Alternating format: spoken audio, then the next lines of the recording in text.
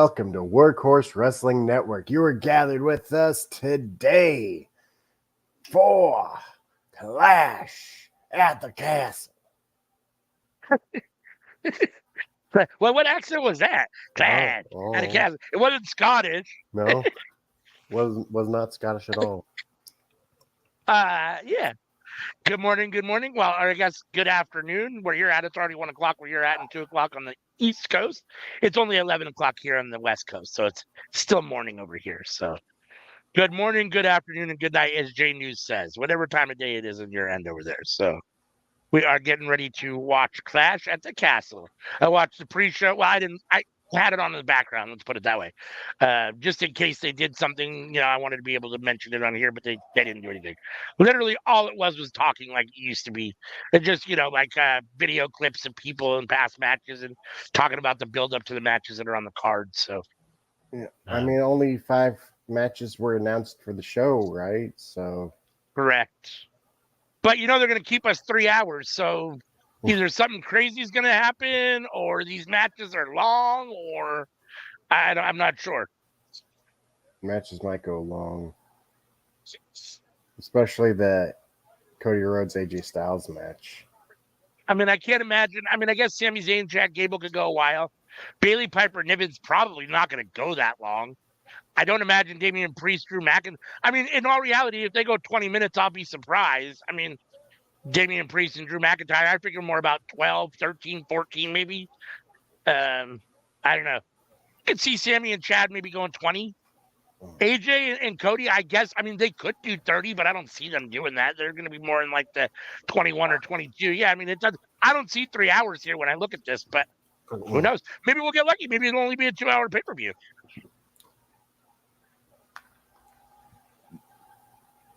I doubt it. It never is. I'm sure something else will happen, or like we said, the matches will be longer or whatever. I mean, if they're good, I don't have a problem with the matches being longer. I mean, if every match is 20 to 30 minutes and they're all good, I'm good with that. But if they start to get bad, then it's going to be really ugly. As long as this pay-per-view is better than the last one, because, yeah. I haven't slept, so please don't put me to sleep today. Let me get through the stream, and then I can sleep. We are in Glasgow, Scotland.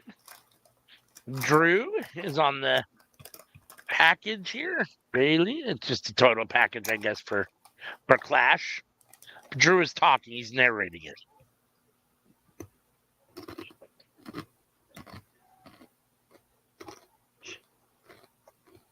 We talked about this in our preview on Thursday when we did a live not special. If you haven't checked that out, go back and check that out. You can always check out live shows. They're always on YouTube for later. You can always check them out. I think they could be held on. You might be able to go back and watch them on Twitch and Twitter as well. I'm not sure, but always on YouTube. I think we talked about it. We didn't see any titles changing hands, right? The only one that maybe would be changing hands was Drew, which we didn't see that most likely. You thought the one that was most up for grabs is Sammy Chad. Mm-hmm. Sammy Chad.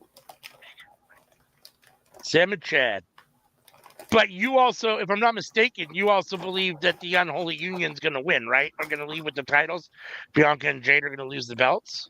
There's a good possibility for it. I think that no titles are changing. Oh, okay. You think no titles are changing. Okay. Yeah, I mean, I could see that. I mean, I could definitely see that. I mean, unfortunately for Piper Niven, even being, at home, I think she's probably the most foregone to lose, which sucks. Have the matches have people who are at home. Yeah, there's lots of local talent. I mean, lots of, lots of local talent on this card. Or not, it's not local talent, lots of Scottish talent on this card. Let's put it that way. They don't have Nikki Cross. They don't. They do not. But all the rest of their Scottish talent is performing. I don't think that they're missing anybody. I think everybody else besides Ross is on the show tonight. I think that's probably true. So, as usual, if you're with us, we appreciate it. Thank you for choosing Workhorse Wrestling Network for your watch-alongs. If you're new, hit that subscribe button, hit the like button on this video. It helps a lot. Hit the bell to be notified so you'll get notification every time we put something out or start a live stream. Yeah. Thanks, as always, and we appreciate you. If you're here, tune in the live chat. Let us know what you think about the show. Give us your predictions for the winners of the matches. It looks like we're kicking off with AJ Styles versus Cody Rhodes. Interesting. Wow. Did you think they were going to kick off with the WWE Universal title match? No, but I dig it. Give Drew the main event. Let's go. Ooh. It's an I Quit match. This match could last a while. They figured get the long match out of the way early. Do it first, get it out of the way early. With that stipulation, I Quit matches usually go a little while. So interesting. So again, let us all know what you think in the chat. Love to hear from you. Love to chat with you. AJ's in the ring right now.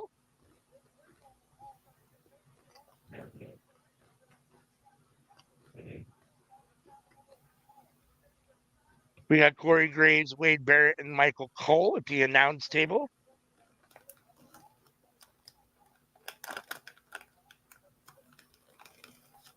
We are live on Peacock. Not us, WWE, sorry. We're live on YouTube, Twitch, and Twitter right now. So you can catch us on any one of those three at the moment.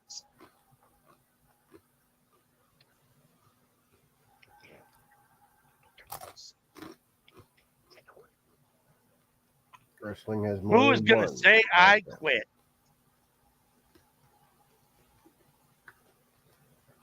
AJ. I'm sure. Unfortunately.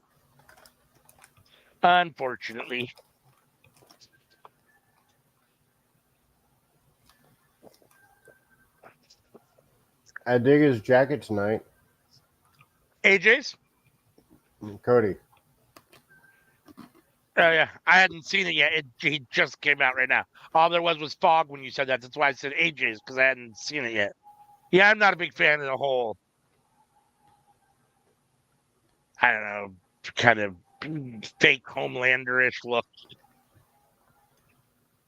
Faux Homelander, Mr. USA kind of. I'm not really into it, but. I mean, like half of countries have a red, white, and blue flag. And is that a picture of his bad tattoo on the back of his jacket? His bad neck tattoo on the back of his jacket as well? It's his logo. Yeah.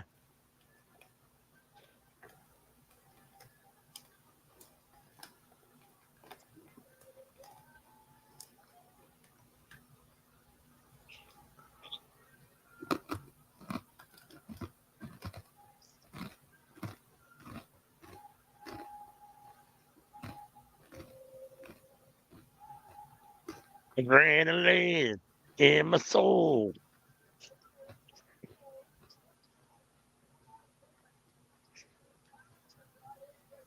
Oh. It's only smoke and mirrors. Speaking of that, I still don't understand. It still makes no sense why on Tuesday night NXT, Cody Rhodes shows up to give JC Jane his dashing Cody Rhodes mask. I guess you called the connection, which has to be the broken nose. That could be the only thing that could be connecting them. But still, It's like, that's fucking bizarre. That's a pretty thin string to connect something, but okay.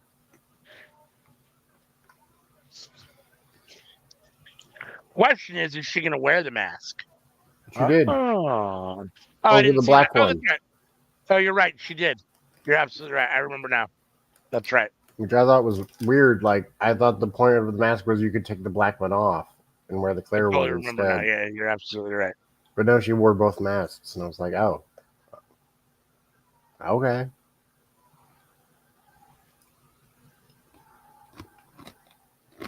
Totally forgot. Because it still looked black because it was the clear over the black. I think maybe that's why I didn't catch that. Yeah.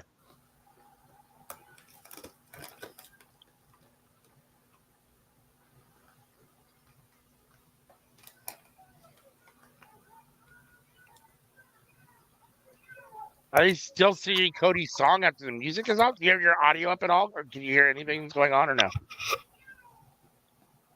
Well, they're done now, but they were chanting something. I don't know if they were chanting or they were just continuing his song after the song went off, but They probably were. the crowd was definitely doing something. Yelling, singing something.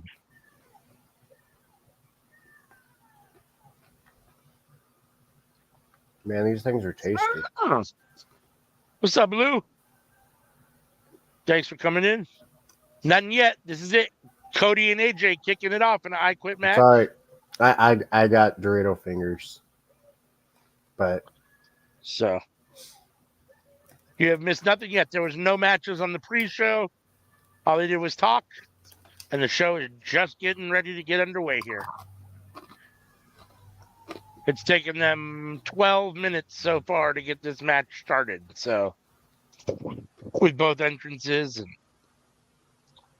introductions were at 11 minutes, sorry.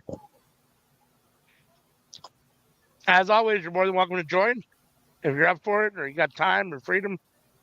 If not, happy you're here in the chat.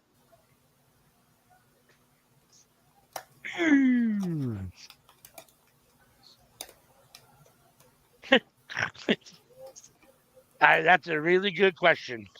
That's a really because they needed matches. They only have 5 matches on this card as it is. So he wants to know why they're having a battle for Atlanta and Scotland.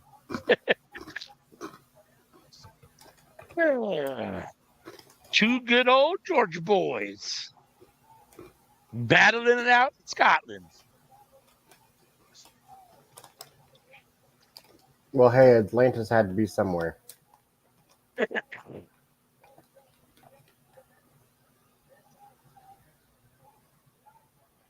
Oh, so he starts it off with the vintage, whatever that is. He drops to his back and then hits him with a uppercut.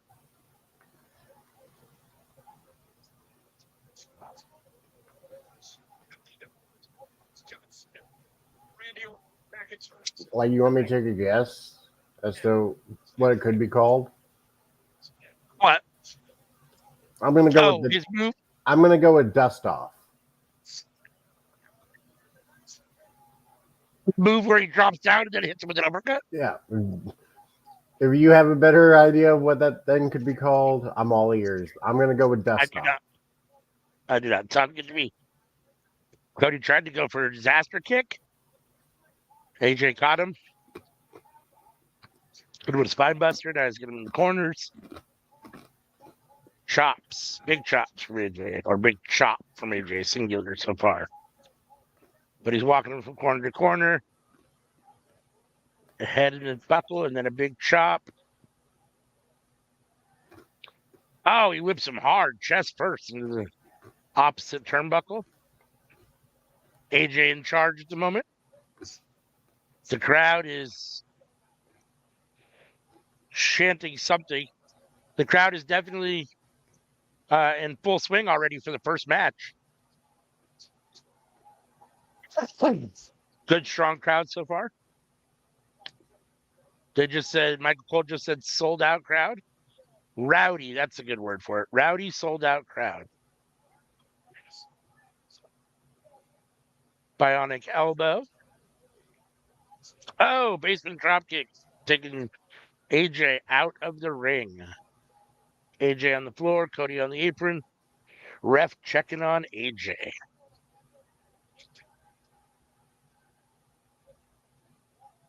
Oh. Cody's going to be the first person to go for a weapon. Cody's pulled the ring apron up. He's reaching for something. What do we got going? Bringing out a table? It's called the drop down punch. Okay. Which makes sense. I figured it would have a more cartoony name. It does not. It's a very straightforward name. Set up one table. Now he's going for a second table. The crowd is cheering loud for tables. We want tables.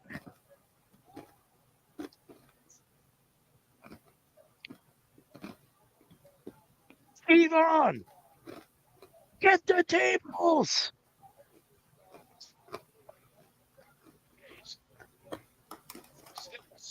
Oh, AJ. Cody slings AJ into the steps. Ref over checking on AJ. Cody stalking him. Cody punching his own face to get him fired up. Got AJ by the head. He's running him into the guardrail up the opposite side. Ran him the whole length of the floor outside on one side and then over the ring apron. Now he's standing up on the ring apron, posing for the fans before dropping something on AJ. I don't know. It looked like a chop, maybe 2 chops to the neck. I'm not sure what that was, but they are now in the crowd. Age fighting back.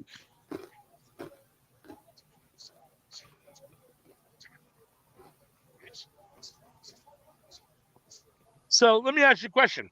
Now that Cody's done it, now that he's finished his story, do you think when he loses this belt, there's any kind of thoughts of going back to AEW? You think at some point he goes back to AEW? Or you think he just finish his career now with WWE at this point? You think he just stays there? Or does something else?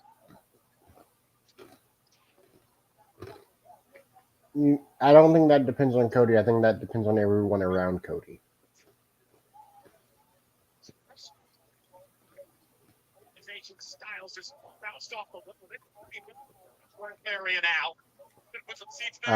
I can hear your. Okay. How's that? Better. Okay, my bad. Go This headset, this new headset is more sensitive than my old one was. The old one I could have turned up all the way and you guys could never hear anything. This one I have it up at all and the mic picks it up. So I guess the way that my headphones were too. Like at least with these here, I can barely hear my TV. Before, like you could hear it and I couldn't. And it's like I can't hear my TV at all. Like I don't understand how you guys can hear it. Irked me. So expand a little bit upon what you mean when you say it depends around about the people around Cody Rhodes. Are you talking like his family and what they want to do? Or are you talking about the organizations, WWE, and what they want to do ultimately? Or like who offers him a contract, who's willing to bring him on? Like that, is that what you mean? Because I mean, at this point in his career, I assume Cody Rhodes kind of has his choice of whatever he wants to do, right? I mean, if he wants to go back to AEW, they're going to say no. I don't think they're going to say no. No. I mean, and if he wants to stay in WWE, I'm sure he can. And at this point, you know, he'll probably get paid what he wants for the most part. So it depends on what WWE's offering him, though. It matters about the money. It matters about the storylines. It matters about his own personal happiness. Sure, well, of course, obviously. But if they give him a good deal, like he will absolutely take it. And if they don't give him a good deal, I absolutely see him leaving. Like he's a lifer as long as he's being treated well. That's how I'll put it. Okay, I can see that makes sense. That makes sense. Switching gears just a little bit, I did see on, I think it might have been Wrestle Talk or PW Insider that there's been talks between, and not that I didn't expect it, but that it sounds like Ricochet might actually be closer to re-signing with WWE than everyone thought. There have been talks. They're in talks and negotiations for re-signing. So. Which seems like it might be more likely than people originally thought, which, I mean, is what it is. I mean, obviously, I don't begrudge anybody for doing whatever they want to do to be happy and whatever they're comfortable with. Just as a fan, personally, I'd like to see him in AEW. That's just my personal preference. But as a fan, I want to see those matches. Personally, I want him to let his contract expire, have at least one match outside of WWE, and then go back. At least one match outside. Too. Yeah, that works too. I mean, yeah, I mean, I'd be fine with that. Just a I, couple of exhibitions or independent matches. I mean, whatever it is, however, come for a match or two, and then you don't have to sign a whole contract or whatever, and then I you can go back to WWE. But Ricochet, just do a match showing everyone what you can do when no one's telling you what to do. oh, AJ just suplex Cody over the top rope off the apron. Cody took the apron in the back. Now both men are on the floor on the outside. I think Cody got the worst of that, but AJ doesn't look very good either. Yeah, even if it's just Ricochet versus Ospreay again, Mm-hmm. which I know they've done before, but most people have never seen it. So even if it's just that, that would be fine. Because the last time it happened was what, like 2017? Yeah, and not in a major promotion, right? Wasn't it in England or something? I mean, I think it was like Red Pro or something. I mean, it wasn't a No, major it wasn't promotion. Rep So, Pro. It was What Culture? oh, well, there you go. So, oh, AJ double brainbusters on Cody on the announce table 2 in a row. Yeah, I mean, even if it's just that one match, I mean, that'd be fine. But I mean, obviously, I'd like him to stay a little longer and do some other things or whatever. But yeah, I mean, even if that, but so I guess we'll see what ends up happening. AJ is definitely in control at the moment. I should really clarify when I say What Culture, I'm talking about Cultaholic before Cultaholic was Cultaholic. When all the Cultaholic people were in What Culture, and yeah.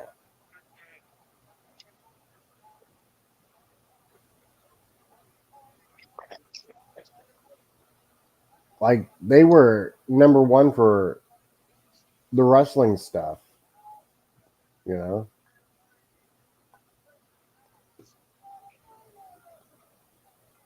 Yeah, I mean, I wasn't really aware of them at the time. I mean, I didn't know anything about them. I mean, I know now in hindsight. I've heard now in hindsight, but at the time, I was. But there's a lot more competition online now than there was back then. Cody is busted open. He's got a nice little gash over his left eyebrow, or kind of off his left eyebrow, bleeding down his face. He's back in the ring. AJ stalking him. Yeah. Eyebrow and hairline. You know what that means. Bladen. Blading. Some Bladen. I mean, those are the best spots to do it. Yeah, I mean that's what they say. That's true. And honestly, like the idea of getting busted open the hard way, that doesn't sound fun. So I mean, if you're gonna do blood, I mean, I'd rather just as much as it probably isn't comfortable, it doesn't feel great. I'd rather cut myself than actually take a real shot that makes me fucking bleed. I'm not with that. Unless you're John Moxley. John Moxley, thank you very much. I'm not cool with that, thank you. I mean, the more often you do it, I guess the thinner that skin becomes in some of those spots and the easier it is, but still, it still seems like that would be more brutal than just a little cut by yourself. But who knows? What do I know? I'm not trying to do either. So.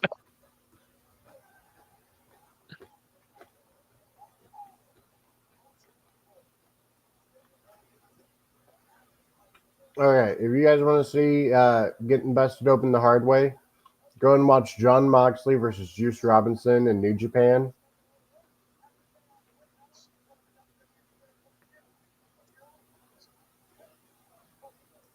AJ is laughing. He's in control at the moment. The big thing that Mox does is he bites.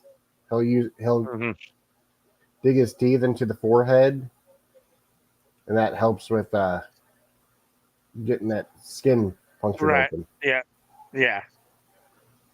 Yep. Yeah, he's a sicko. Biting faces till they bleed.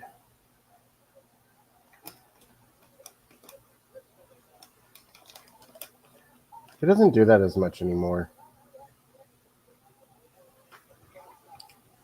No, I mean there's definitely been some internet backlash about excessive blood in AEW, and John Moxley's name has been mentioned in that a lot. That almost all of his matches have blood, and is it too much? And I don't know if it is or it isn't. I mean, I think it's a preference thing. If you don't like it, turn it off. I mean, you don't have to watch John Moxley matches if you don't like it. Do I think that at some point it's one of those things where if you do it too much, it does become a little which a little it makes it a little less whatever of a spectacle or important or whatever. I don't know, feel. because for me, I go back to the Mox Danielson match.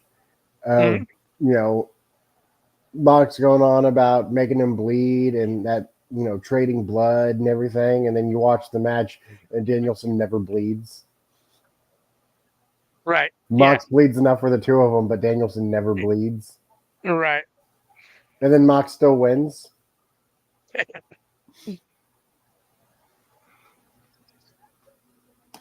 mean, I don't know. I mean, I'm torn on blood and wrestling. I mean, I think it's fine if they do it right. Obviously the implication is that it's a combat sport, and to a certain extent it is. So you're going to have situations where people are going to bleed. So as long as it's done well and it's believable, I don't have a problem with it. I don't think it should be every single match. I don't either, every match, every wrestler's particular match, like John Moxley, it doesn't need to be every single match, and you don't need to have blood in every single match on your card. So as long as you use it the right ways, I think it's fine. I mean,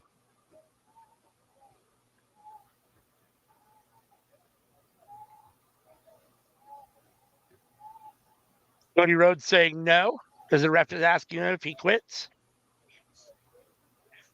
And then AJ fish hooked him. I will say, the one good thing I will say at this moment about Chris Jericho is that he may be the funnest participant in an I Quit match because he's so funny, just the way stuff like that. He's been in a couple where he's very animated with yelling at his opponent and stuff, and he's extremely hysterical in those particular types of matches. So that's coming from a dude who has never liked Chris Jericho, just so everybody knows. Yep, absolutely. That's one of the only things I like about him. Ask him, ref. Oh, AJ got the chair wrapped around Cody's neck, and now AJ's going to drop a knee on it. Oh, he dropped a knee on the chair wrapped around Cody's neck. The chair's come off, and Cody is holding his throat as the ref is asking him if he is quitting. Cody says no. AJ's got the chair stalking him. What's he going to do here?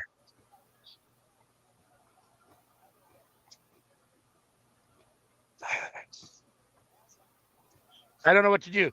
I'm watching on my phone, so my screen is small, but I have the captions on because I don't have the volume up, so I can kind of hear or see at least but it takes up too much of my little screen. So it's like I'm always, move captions. I'm thinking about taking them off, but then I'll have no idea what the announcers or anyone's saying at all. Oh, AJ with the kendo stick. To the back of Cody Rhodes, to the leg of Cody Rhodes, to the back, to the back. Cody's down on the mat. AJ standing over him with the kendo stick, just laying in the shots.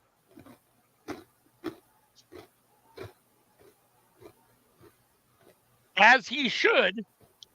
AJ's had a really good showing in this match. This has been a very good match so far. Great opener for this pay-per-view. The crowd's been into it. The match has been really good. They got some blood to make it interesting. Got Mama Rhodes out there. Your babyface champion is taking quite a beating, so when he comes back and gets the win, everyone can be super, super juiced. Now that would be a scary wrestler in AEW. Juice? Super juice. No, Super juice.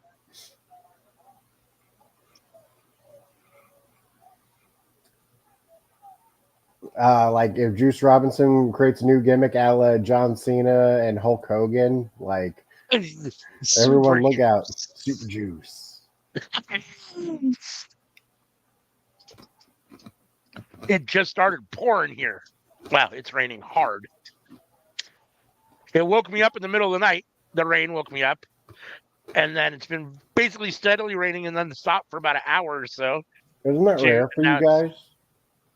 Rain? No. Hard rain, driving rain.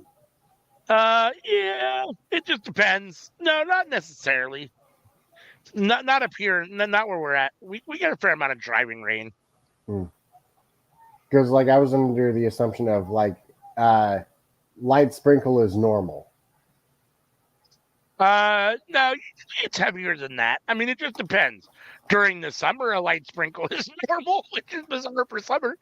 But during the other 3 months of or other 3 seasons of the year, now it rains. It gets raining pretty hard. I mean, when we moved here, her aunt lived here, and she said we came up here for like a vacation and stayed with her aunt, and we really liked it, and said, well, how often does it snow? And her aunt said, oh, I've been here 15 years, it's only snowed once. We were like, okay, cool.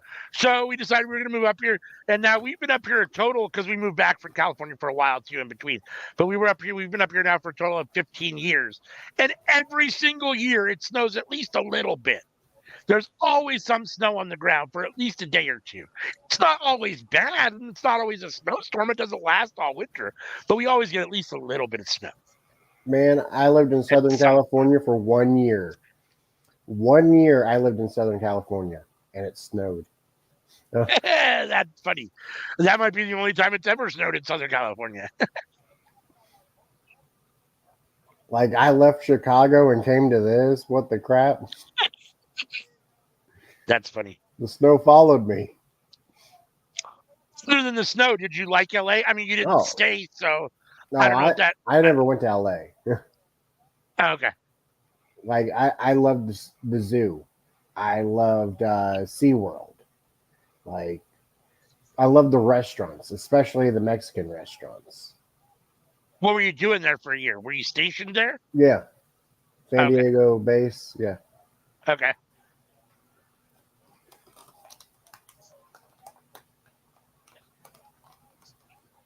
I honestly have never been to San Diego, but I hear it's phenomenal.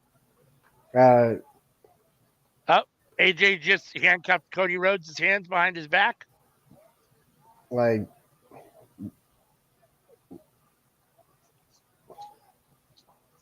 the only issue I had with San Diego is that, like,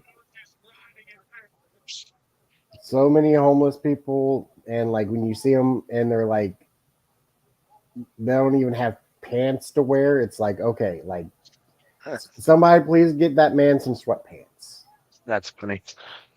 Blue says that ass whooping just gave me flashbacks. Yeah, I mean, I like I said, I don't know, but I mean, obviously, ideally, if I was a homeless person, I'd be heading for the warmest, nicest weather too. And San Diego does provide some of that, so it doesn't. Southern California, that area doesn't surprise me. Unfortunately, we have a homeless issue in this country. That's a different topic. That's another topic for a different day. But AJ talking shit to Mama Rose. I mean, did she slap him? Did she slap him? I looked away at that moment. Okay, if she did, I missed it. I don't know. They were having an interaction. She may or may not have slapped him. If she didn't, I apologize. I missed it. So now they're back in the ring. AJ, go ahead. We have homeless people where I live. Like, it's everywhere. It's not limited to big cities. Like, it's everywhere. No, definitely. No doubt. 100%. 100%. AJ is wrapping a chain around his elbow. Looks like he's setting up for a phenomenal elbow with the chain on it. Cody's in the middle of the ring in perfect position. AJ going up for it here in a second. Springboard. Oh, Cody counters with the chair to the face, and then AJ fell back through a table. Holy smokes. So Um, AJ tried to spring off the top rope. Cody threw a chair, hit him in the face. AJ fell back through the table and now is laying on the floor on the outside. although I will say that, like, so in my city, they tried to pass a law that like prevented the care of the homeless, basically as a way to like force the homeless to leave.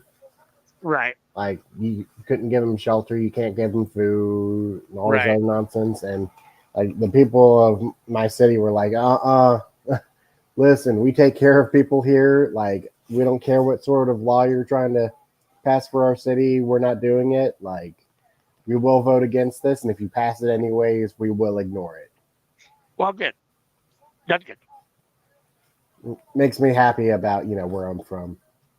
Yeah. No, a lot of cities take the adverse approach and do whatever they can to keep them from being there. They'll go to the extremes of putting them on buses and sending them to other cities. So, Well, the city I mean, council had a revolt on their hands. Like mhm. we can't afford to buy them houses, but like we can afford to feed them. Like can't tell us we can't feed people. Well, yeah, and where I'm at here in Vancouver, Washington, we're right across the Columbia River. Up Cody Cutter from Portland, and Portland's got unfortunately a pretty big homeless problem at the moment. And it's poured into Vancouver, and I'm assuming a fair amount of it is actually Vancouver, but it's probably some of it's from Portland. And now Vancouver decided to put up some. They have like Crossroads. Hold on, sorry. They have like these designated homeless areas almost where they put up little type homes almost for people. They have so many, they'll have like Hmm. 40 or 50. They're not permanent structures, but they're not tents. They're a little bit more permanent than the tent. Um, and you can stay there, I guess. And I don't even know what the rules are if you have to sign up or any of that. I just know that they put up a couple of these throughout the area. So Like a um, Hooverville. yeah, a little bit. Yeah, absolutely. Another Crossroads. It's not looking very good for AJ. Two in a row. It looks like Cody's going to try to give him a third on a chair. He's got the chair set up. Crossroads onto the chair. Can AJ say, I quit? Or is he unconscious?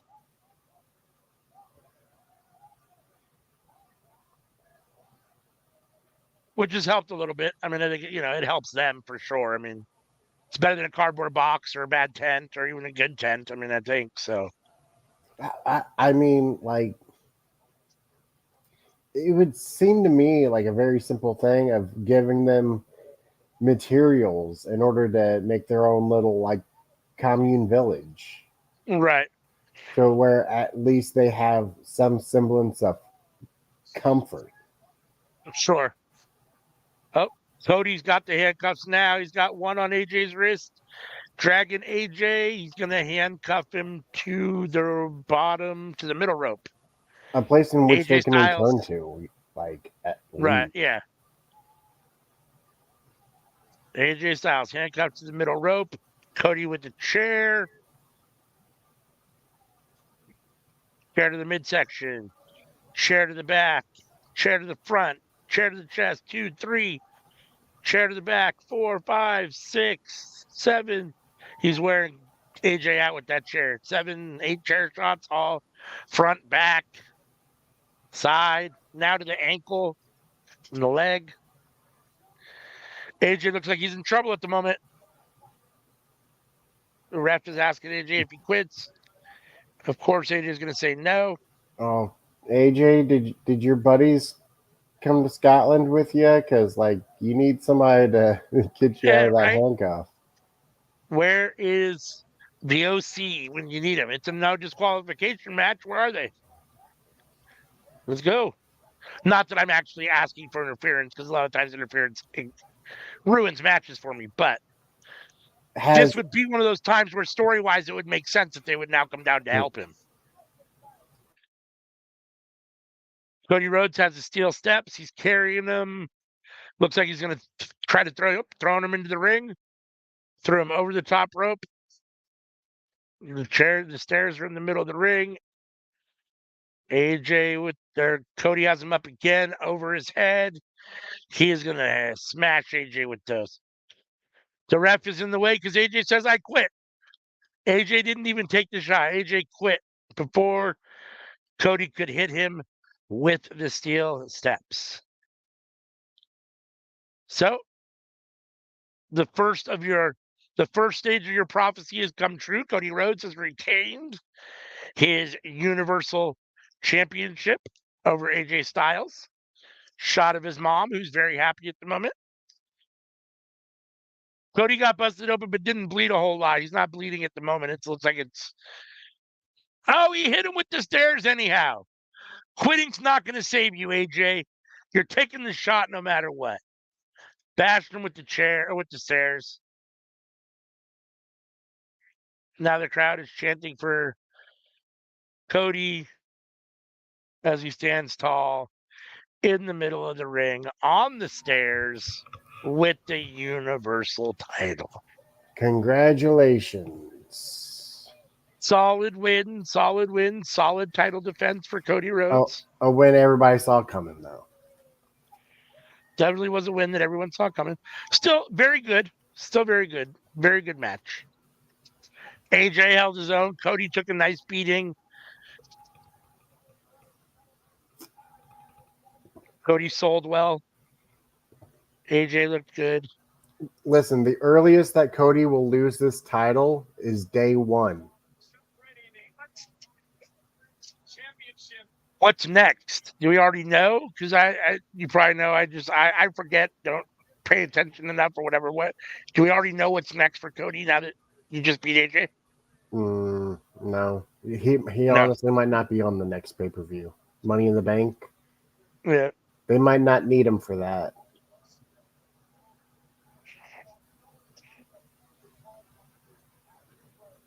You got the Money in the Bank matches, and like you have to put Sami Zayn on the card. Like, who says? Cody said, "Don't you ever talk to my mama like that again." Like, if you're wanting me to take a guess here, if you're telling me, hey, Cody's got to face somebody, who's he going to face? I'm going to say Kevin Owens. It's not terrible. It's not terrible. If Sammy loses to Chad tonight, could it be Sammy? Sammy's on Raw. Oh, you're right. Sammy's on Raw. Fuck, I can never keep that shit straight. I forget who's on which shows all the time. I forget. You're right. I should know that because I do watch Raw and I don't usually watch SmackDown, and I see Sammy every week. So that should be the indicator. And you don't see Kevin Owens.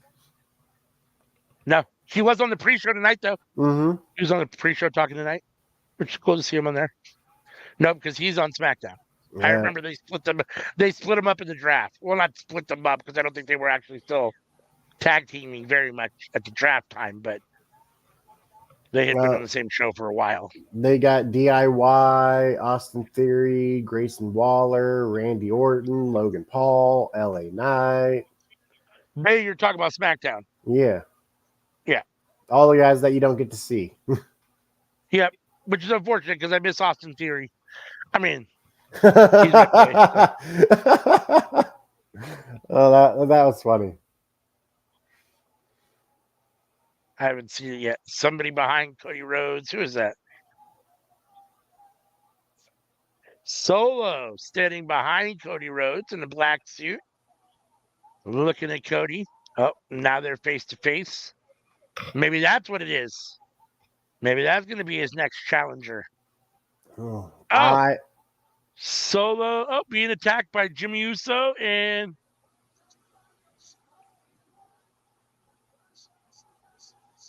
Tama Tonga. And Bloodline attacked Cody Rhodes. Mm-hmm.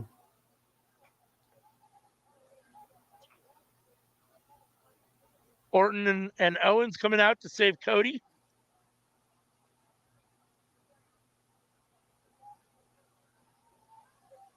Oh, I'm sorry. Is it Tonga Loa, not Tama Tonga? Both. Oh. I thought it was. Oh, okay. You're right. I'm sorry. I said Jimmy Uso, but it wasn't. So it was Tama and Tonga and Solo. They got ran off by KO. and Randy Orton, who helped Cody Rhodes. Now KO and Randy Orton holding Cody Rhodes' hands at the top of the ramp, running off the bloodline. Jimmy got booted out of the bloodline. Roman Reigns is out, so no. For now, it's these three until we get Jacob and Zilla at some point.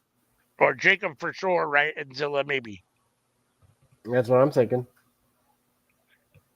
I mean, I believe I saw somewhere that Jacob had signed the contract. I mean, we That's haven't what seen him at all, but I swear I saw that too. So, and that they were in talks with Zilla. So, that was the last thing I had heard. Commercial for WWE t-shirts and merchandise. WWE shop.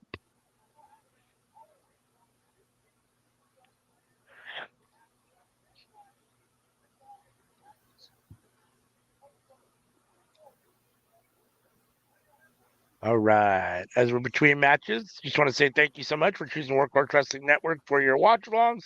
We are here right now watching Clash of the Castle live from Scotland. If you're new, hit that subscribe button. Hit the like button on this video. It helps a lot.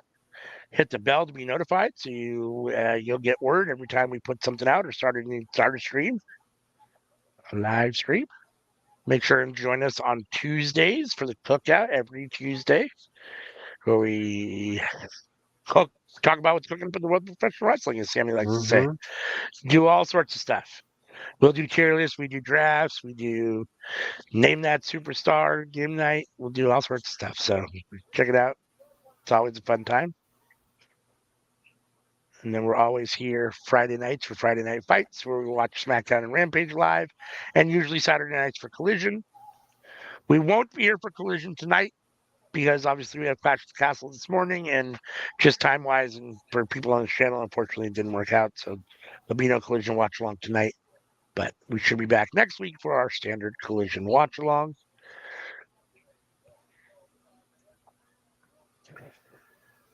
Should be a good one.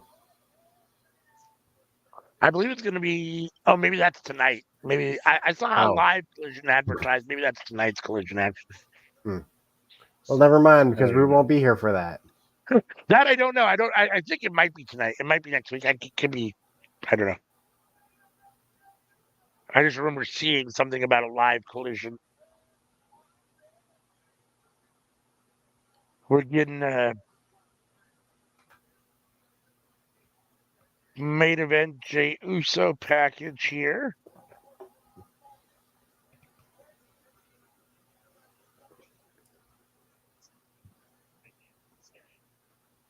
Main event Jey Uso. I'm a fan of the Dinamitas. What is that? Chips.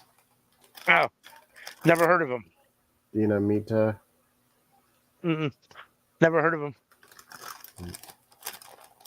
I don't think I've seen those before. They're Doritos, though, right? Yeah, they're rolled up. So like, kind of like a tacky. Yeah, exactly like that. Exactly like that. I can't stand Takis. I like these better. Takis are. I'm a wussy. Takis are too spicy for me.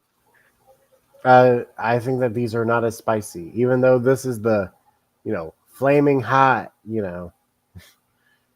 It's nothing to me. Yeah, I don't do spicy food. The spicy nacho cheese Doritos are too spicy for me. So.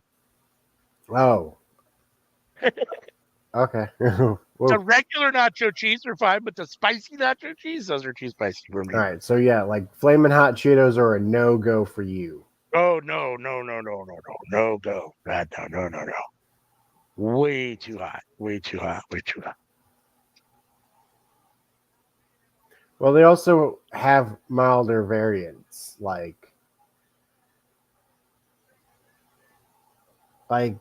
I believe this is the spiciest one that they have, and it's like I don't taste the spice.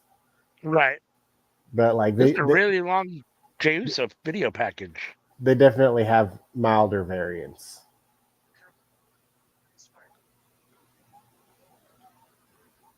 video back that I've been going for a while now, and am I missing it? He doesn't even have a match tonight. Why? So why are we getting a 10-minute Jey Uso video package when he doesn't even have a match tonight? Because he doesn't have a match tonight. Because they got to fill the time somehow because they only got 5 matches on this card. Mm-hmm. It's a 3-hour pay-per-view. Now we got Triple H talking. And they might be making him the Money in the Bank winner this year. Like I had said over a year ago about it being LA Knight, but it's the closer we get to it, the more it looks like they're going to put it on Jey Uso. I'm not necessarily opposed to.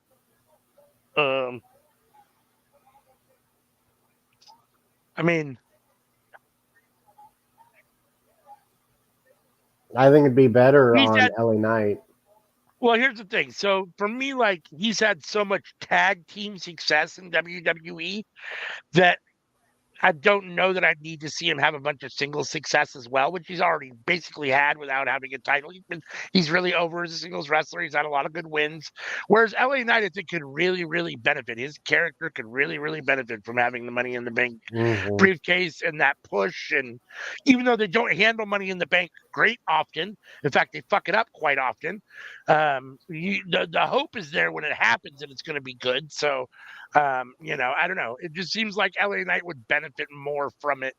And like I said, he's never quite been there. Whereas, even though it was as a tag team, Jay's been at the top of the pile. So.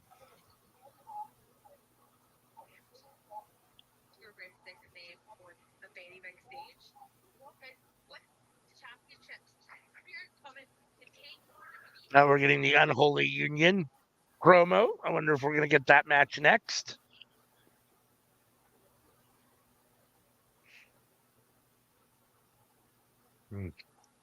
We are back live.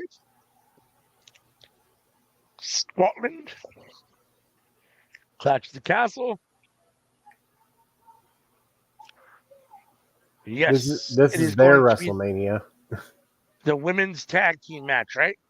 Mm-hmm. WWE Women's Tag Team Triple Threat match. It will be Bianca and Jade versus Shayna and Zoe versus the Unholy Union.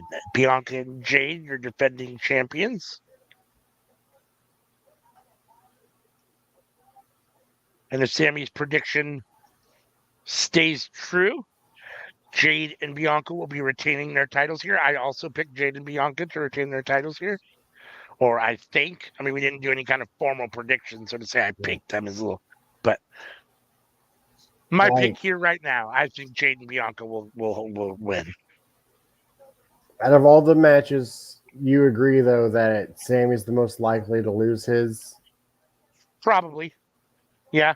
Although, no, actually, well, fuck. See, if it wasn't for that stupid Gunther, I mean, I guess it depends on where CM is hanging out.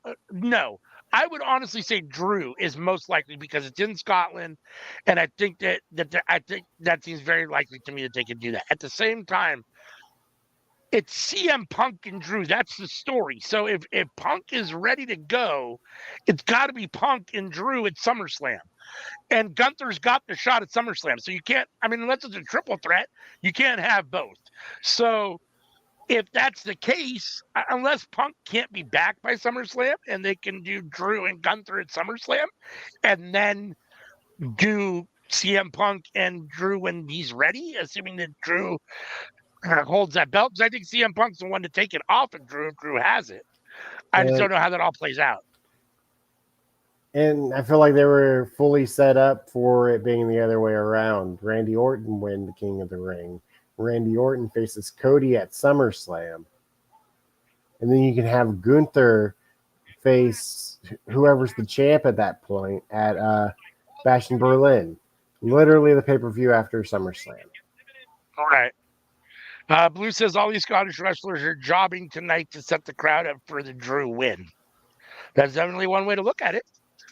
It wouldn't surprise me to see Drew win again. 2-month title reign for Drew. I mean, not even 2 months. Like, So you got Drew losing to Gunther. If he wins tonight, you have him losing to Gunther at SummerSlam. Interesting. I guess we'd get Drew versus CM Punk at Money in the Bank if CM Punk's ready to go. I mean, I guess you could have. I mean, he's already done it once. You could have CM Punk cost Drew the title a second time at SummerSlam. Come out during the match somehow, interfere if he's not ready to go. And if you want to put the title on Drew right now, have him interfere, cost Drew the title. Gunther's the champ, and then CM Punk and Drew at Money in the Bank. I'm not opposed to that. I want to see the belt on Gunther. I think he should win the belt. So, I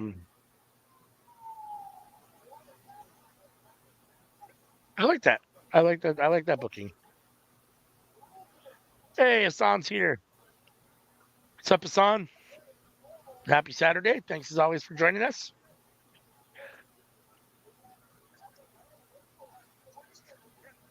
We got Jade and Bianca here at the ring right now.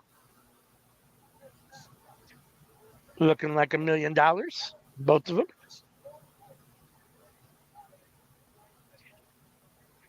Do they actually have matching gear? No, not really. Nope.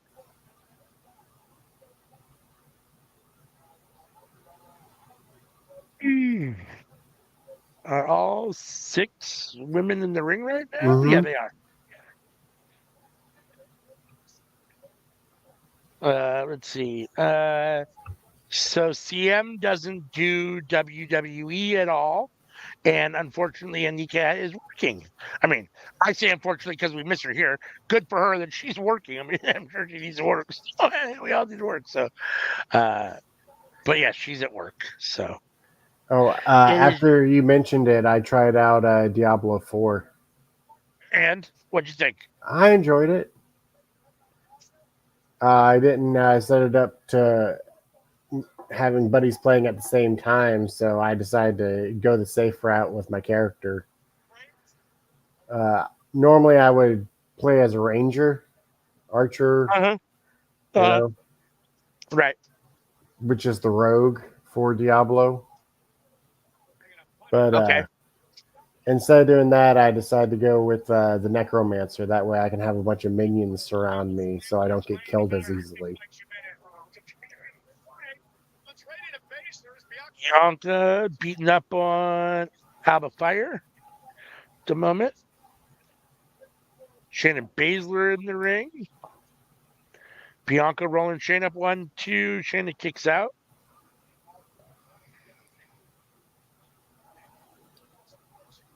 Are you played Diablo in the past, obviously before this one?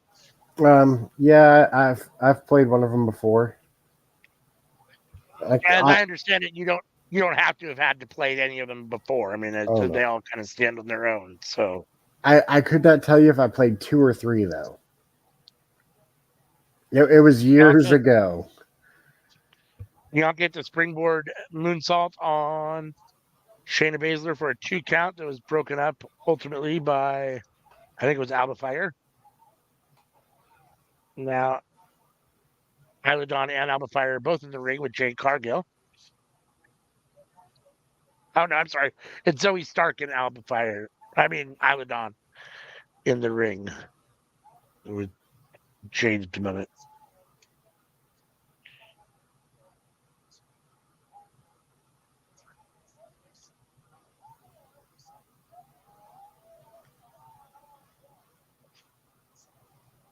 What are they trying to do here? They're trying to force Jade down and in kind of a bridge position and force her shoulders down, and Jade is fighting her way up, fighting off both women.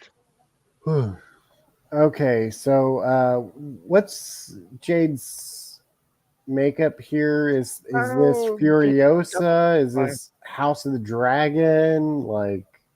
That's a really good question. I honestly don't know. I know that she is big on doing She usually has some sort of theme, homage to something, but I don't know what it is this week. I mean, that's a good question. Looks like it could be potentially either. I mean, I don't know.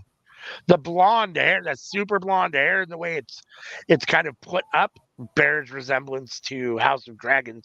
She Yeah. kind of looks like a Targaryen a little bit, so But then the potentially eye that. makeup makes me think Furiosa. Yeah, it's a combination of both. Maybe it's not supposed to be necessarily one or the other. Maybe it's just kind of that. I don't know.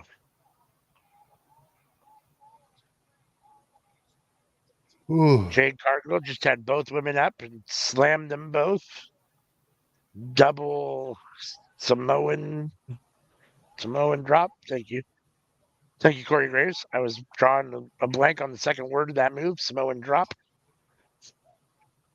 Jade and Bianca. Oh, turn Isla Dawn on her back. Now Alba Firebrook comes into the ring, and they're beating up on her. A little double team combo. Now Zoe Stark, Shayna Baszler in the ring. Caught by Jade and Bianca. Jade and Bianca going up stereo suplexes. Stereo delay suplexes, holding them, and then take them over. Blue says Jade and Bianca need their own comic book. That would be dope. They're definitely superheroes. They look like superheroes. That would be Um, dope. has anybody besides the Young Bucks made a comic book since the 80s? That's a really good question. That I don't know. I mean, I read comic books here and there. I mean, at times in my life, I've read comics books, a lot of comic books, but I don't remember if I've WWE comic books that I don't, or wrestling comic books that I'm not totally sure on. I'm sure you could probably Google it and find out, but I don't know off the top of my head. Oh, three women at ringside or outside the ring. Oh, ooh.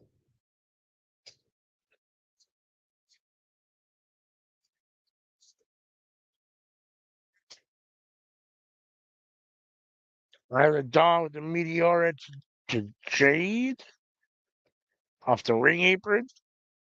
Starks and Baszler and the Unholy Union working together to take out Jade and Bianca.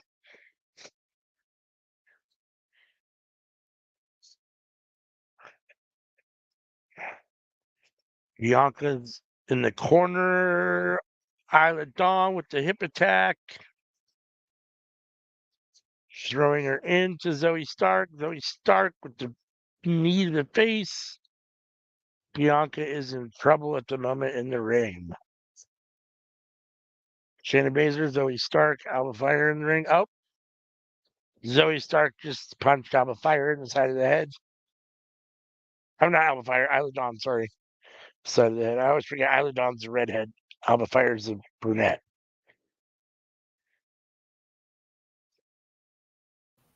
They're both redheads. I guess that's true. Oh, Zoe Stark. Nice little corkscrew, top rope corkscrew, little plancha or whatever. Totally sure what you call that, but nice. Zoe Stark's tagged Shayna Baszler. Oh, she kind of sat on the top rope, and then it almost looked like a weird modified Starship Pain that John Morrison or Johnny TV, Johnny Nitro does. Johnny, Johnny whatever you something want to or call other. him. Johnny something or other. Johnny, whatever show he's on.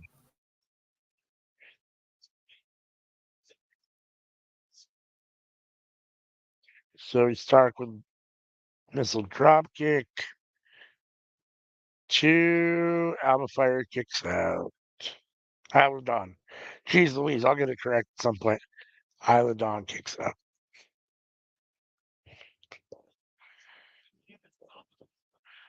Baszler and Stark trying to set up Isla Dawn. She fights her way out.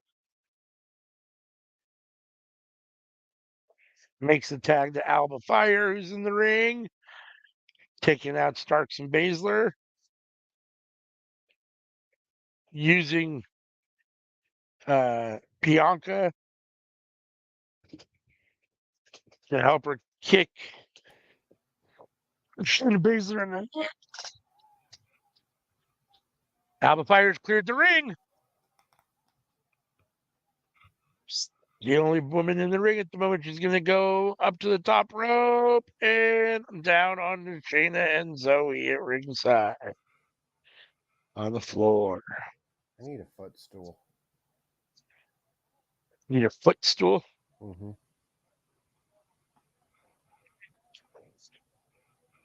Alba up to the top, missed a drop kick. 1, 2. Shayna didn't kick out. Tag was broken up by Bianca Belair.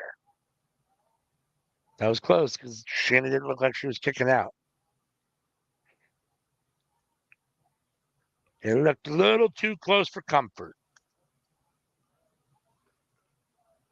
This has been a really good match, too. 2 really good matches to kick off the show so far. We already had Cody Rhodes defend his championship in an I Quit match against AJ Styles. It was a very solid match.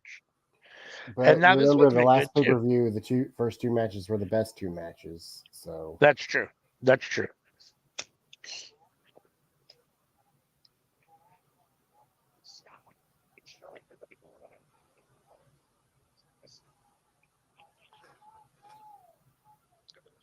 This is 100% correct. Up, all the women are up in the corner, top rope, and the big obligatory power bomb with all the women at one time. Now Bianca and Zoe are up on the top rope.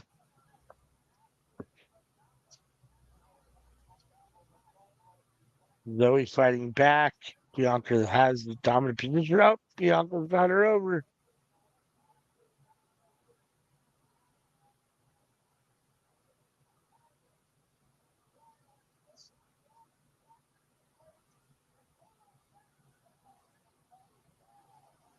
Only one woman on their feet right now. Jade in the corner, pound in the corner, waiting for a tag. Get a tag. Oh, shit! She botched that. Did you see that? She tried to do a springboard something and she fell off the top rope. Ugh. She didn't have her footing properly. Oh, but she's still taking everybody out. She caught Alba Fire off the top rope in the powerbomb position, but then Shayna swept the leg. Big knee from Shayna. Shayna's got her up in the Caribou clutch. Jade just tapped out. Jade just tapped out. The ref didn't see it because fucking Jade just, their backs were to the ref. But Jade just tapped out on her arm. She did it again. Is she not doing it again? Is that not tapping out? Her arm is doing this like over and over and over again on her arm. Like, it seems like she was tapping out to me. Seems like a tap out to me, but I guess not in WWE. Well, maybe the ref has it. Up. Going up to the top rope. Bianca Belair. Oh, with the flip off the top rope into like a double knee. Double knees to the back of Shayna Baszler to break up the hold. And Zoe up. Oh, got caught by Bianca. Bianca in full control here at the moment. Oh, pushes Alba Fire into Jade. Jade kicks her in the back. Now we're going to have some tag team combination move here from Jade and Bianca. Nice little combo move. Is that Shayna? On Shayna Baszler? Oh, shit. Surprise, Pilot on. surprise. 1, 2. Oh, shit. The Unholy Union gets the win with the pin on Shayna Baszler. Holy smokes. Wow. Well, we talked about that, right? We talked about this was the environment where potentially Jade and Bianca could lose these titles and not have to take the pin. They're still protected. Neither of them took the pin. They didn't lose. Isla Dawn pinned Shayna Baszler. I'm a little disappointed that Shayna Baszler is the one out of these 6 women to take the pin. Are I'd you? rather it be Zoe Stark or one of the 2 Unholy Union. I mean, I like Shayna Baszler more than those 3 other women. So, yeah, I mean, it's a little disappointing. Seems like they keep Keep. shitting on Shayna Baszler to a Yep. certain extent. I mean, it's so Is it very interesting. to try and make Masha look bad? I don't know. That's a good question. That's a really Because good Shayna question. beat Masha. I think that's the only singles victory aside from the first round of the Queen of the Ring tournament that Shayna's won. Yeah. So you have new women's tag team champions, the Unholy Union, who didn't they just get drafted up to the main roster at this draft, right? Or they've been up here for a little while, I guess. They've been up here Yeah. before that. Not very long though. They haven't been up for NXT that long. No. This year, I think, right? I mean, it's been 2024, I think, since they've been called up. Possibly at the beginning of the year, possibly. Either that or it was late last year. Alba Fire getting flowers from her husband, I guess. Boyfriend, fiance, somebody. I thought that was her dad. Oh, maybe her dad. Maybe that's what I thought at first, but then I thought he doesn't quite look that old. But I mean, maybe her But dad. she's also not that old either, so. Right. So both girls have flowers, continuing to celebrate. So let's see. The show, our first local talent. I say local. When I say local, I feel like I'm talking about guys that work like the local Scottish scene. I mean, our Scottish talent that are wrestling tonight on the card have won. The first match with Scottish talent has won. We have new tag team champions for the women's division. Isla Dawn and Alba Fire, the Unholy Union. Which will free up Bianca and Jade in order to challenge that Money in the Bank. Yeah, I assume somehow. I mean, although it didn't look like either one of them costing the other the belts, I assume that we're gonna get some sort of Bianca Jade feud out of this. I mean, that's ultimately what Money in the not out of the Bank. loss If of they both get titles into per the se. match, they can Yeah, cost each other. there By you go. costing each other, it leads to a match at SummerSlam. Right.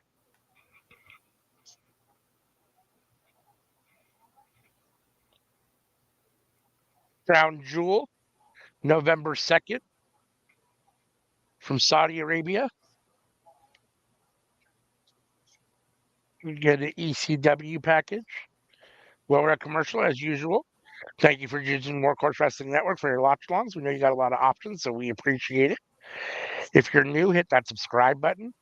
Hit that like button on this video. We really appreciate it. Hit the bell so you can be notified every time we put something out, every time we start a show live. Make sure to check us out on Twitch and Facebook. We are everywhere. Everywhere there's social media, you can find Workhorse Wrestling Network. Check us out on Twitch at Workhorse Wrestling Network because they made us they tried to give us an L. We did the name, but we're Workhorse Wrestling Network there. So check us out there too. We don't take no L's. We don't take no L's.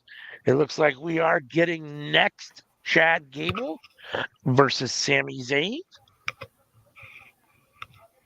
for the Intercontinental title. It's a good thing this First, chair we're is getting uncomfortable. Otherwise, I'd probably be asleep right now. What a long for video two that matches is. down. 2 matches down. Only got 3 to go. An hour in. Hopefully, it will. I mean, they're gonna make it take another hour and 45 minutes. I'm sure. We're getting commercials now for Saudi Arabia. Chad just slapped Otis in the face.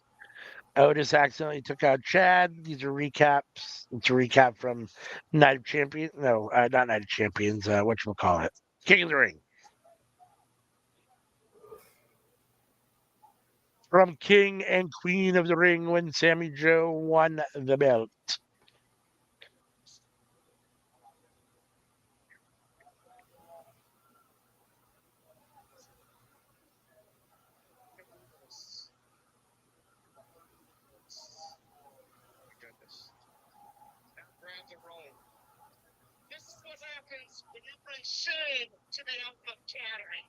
Video of Chad Gable about to whip Otis.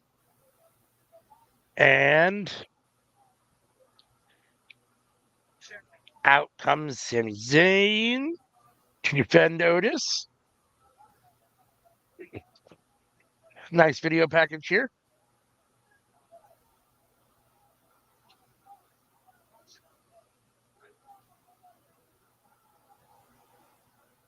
This match was, as we discussed, this match is probably the one that's closest to being 50-50 as far as who could win. Very hard to pick a winner here.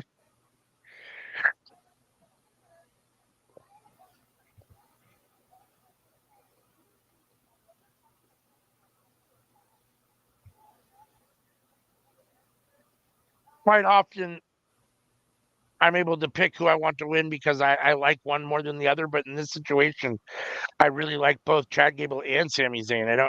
I don't want either of them to take the loss. Honestly, I kind of wish they. I mean, as much as fun as the match should be, I kind of wish they weren't wrestling each other because I don't want either of them to take the loss. I don't, I like Sammy with the title, but I also want Chad to have the title, but not at the loss of Sami Zayn having the title.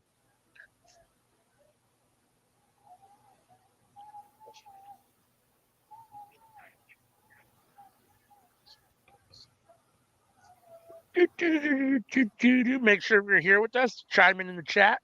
Let us know who you think is going to win. Who do you got between Sammy and Chad? Sammy just retains his title, or Chad Gable gets a win here for the Intercontinental Championship. We've had 2 matches so far on this Clash at the Castle pay-per-view, or Premium Live Event, whichever we're calling it these days, PLE. We had Cody Rhodes defend his championship, his Universal title against AJ Styles in an I Quit match that opened the show. Very, very solid opener for the show. Great match. The big And problem with the video package is it pulls more of the focus to Otis than it does to Sammy or Chad, in my opinion. I would agree with that for sure. Otis is very heavily featured in that video package, as it can't help but be, because really there's, like I was saying before, there's 2 different stories going on here at the same time. There's Chad and Sammy feuding for that belt, and then there's also the Chad and Otis, Alpha Academy issues. So, yeah, I mean, we just had Unholy Union get a pin on Shayna Baszler to win the women's tag team titles. So we have had 1 title change so far in the 2 matches on this card so far. We could get a second one here. I'll be right back. I'll be here.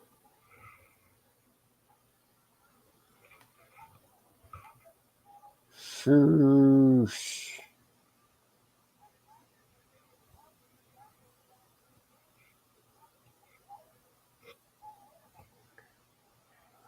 To everyone joining us to watch the pay-per-view this morning, I would just like to say a thank you. Sorry, I had to do it.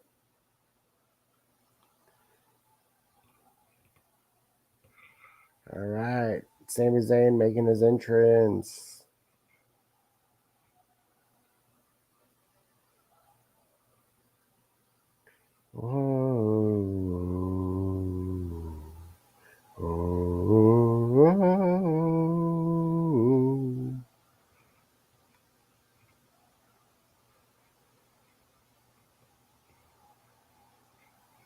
Yeah, the song's so much fun.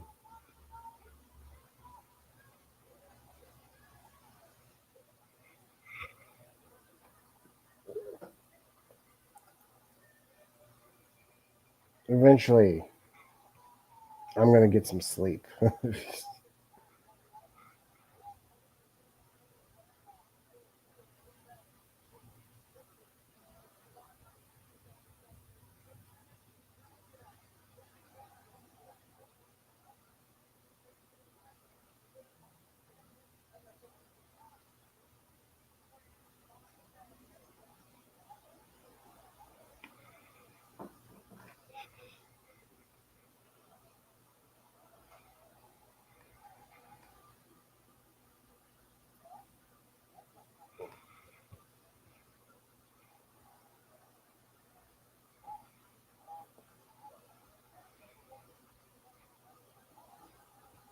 All right.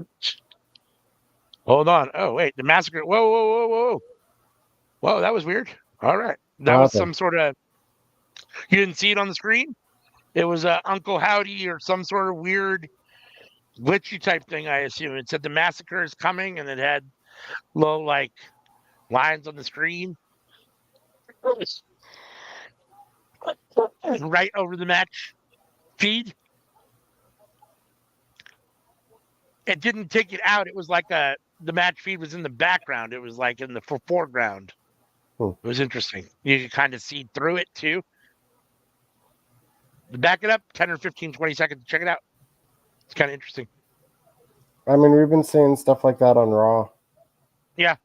Chad and Sammy in the middle of the ring right now. The ref holding the belt. About to get it on. I'm gonna go grab some caffeine, All right. but Sounds good. I'll be I'm here. worried I won't be able to make the main event. All right. I'll be here. Like, I'm gonna do my best, but like, I'm Will the caffeine help make it through the main I'm event? I'm hoping. I'm hoping.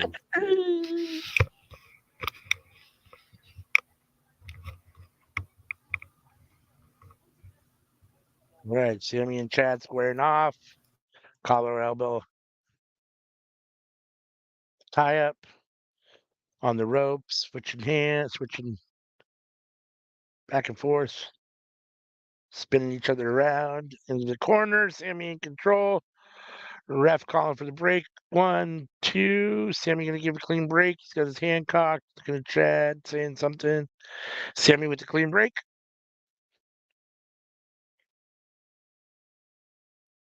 The crowd is into this match. I can't hear them because they don't want it to come across the microphone and us to get in trouble. But you can see they're all jumping around, cheering. They look very rowdy.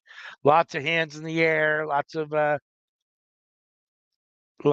chanting. It looks like so. Collar elbow lock up again. Someone trying to get an advantage. Neither can. Both men struggling back and forth, spinning each other around on the ropes. This time, Chad has Sammy in the corner. Ref's counting. Chad's going to back away. We're going to get a clean break from Chad. We do. We get a clean break from Chad this time. So first time it was Sammy with the clean break. This time it's Chad with the clean break. Indications are we're going to get a clean match here, supposedly.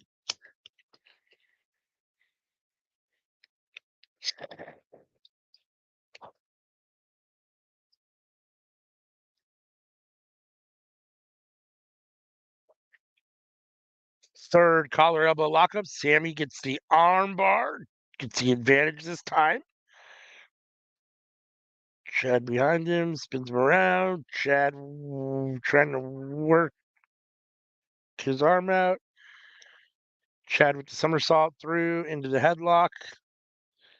Chad in control now. Maxine and Otis watching on from the side, from outside the ring. You know, I think more than caffeine, just getting up and walking around for a little bit helped me quite a bit. Yeah. Well, good. All right. Good. Crack this sucker open. Crack it open.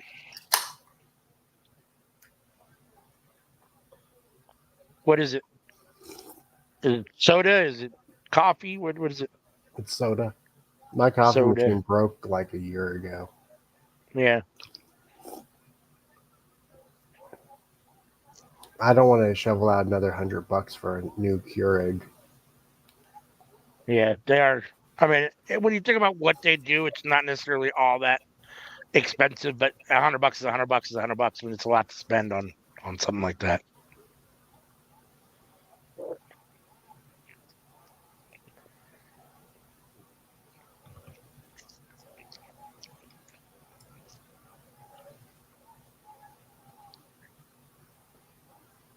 We get another clean break? Nope. Listen, Chad man, takes if I advantage. save up, well, I need to buy a new pair of headphones. Shoot, I was about to say, if I save up $100 for a coffee machine, I'd rather save 300 more and get me a new Xbox. That's definitely one way to look at it. I mean, I'm not a coffee drinker, so for me, that's not really a. Okay.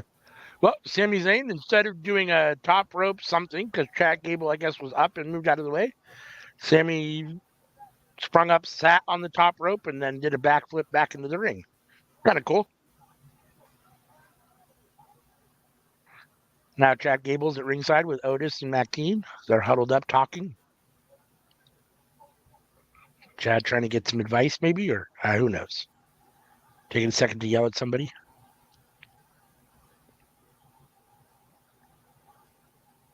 Lots of redheads on this show. Lots of redheads on this show. Gingers abound.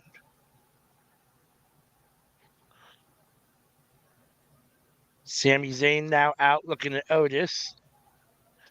Sami Zayn and Otis kind of face to face. Maxine behind Otis.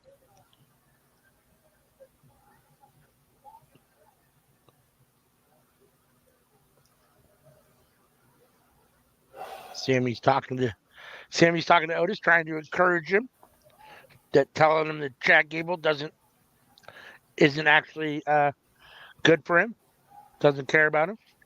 He'd be better off without him, which might very well be true.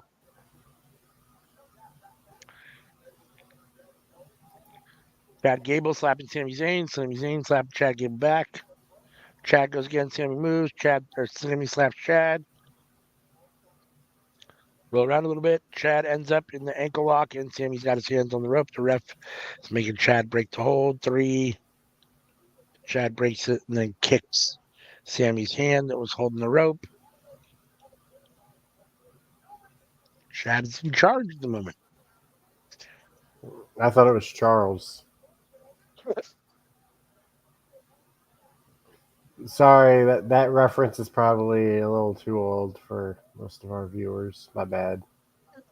It's funny because you're pretty young. I mean, my guess is that our viewers are probably somewhere around your age, maybe older. Who knows? I don't know. I don't know what I'd have to look and see the analytics numbers that kind of tell us roughly what our audience is. But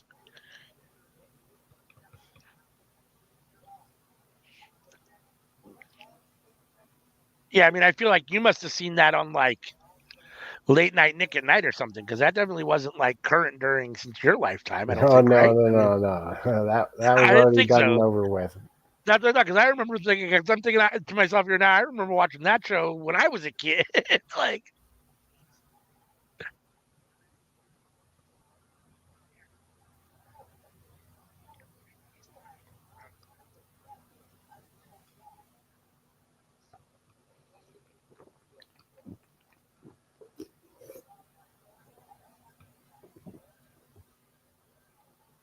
I want Charles in charge of me. I used to like the theme song for that show. Of our days. And our nights.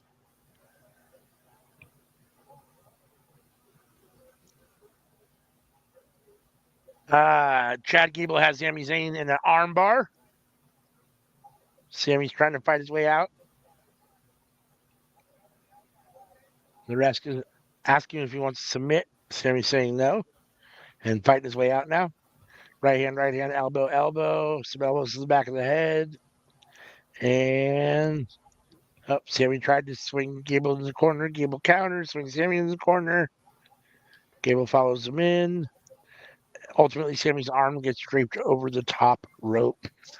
And Sammy is in the middle of the mat, holding his shoulder, as Chad is outside talking to Otis. Otis's haircut is awesome right now. Awesome. Yeah, I was joking. Oh, I was being sarcastic. I It's got fucking terrible. you. Yeah.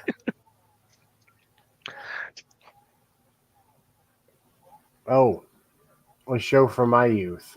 George Lopez. Uh, I was like a preteen when that show was on. yep. He's got a new show. Well, I think it was out last year. It was new last year. I think they're going to do a second season. Lopez versus Lopez, I which watched. is pretty good. I watched an episode and I was like, yeah, not for me. Yeah. I like George, so. Sami Zayn up on the second rope, elbow to the top of Chad's head. Sami Zayn holding his arm. I don't know if you heard, but the Jake Oh, a Paul second. fight. Oh, uh-huh. They're looking to do Jake Paul versus Logan Paul now. Oh, I did not hear that.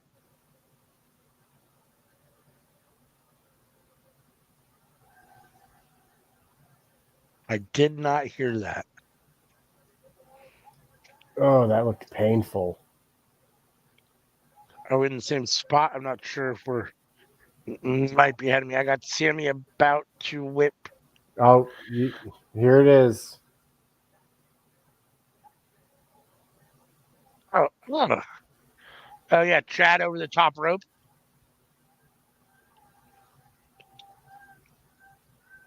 Sami Zayn forcing Chad over the top rope with two hands. Looked pretty nasty. Sammy going up for what? Sit down springboard off the top rope on to Chad.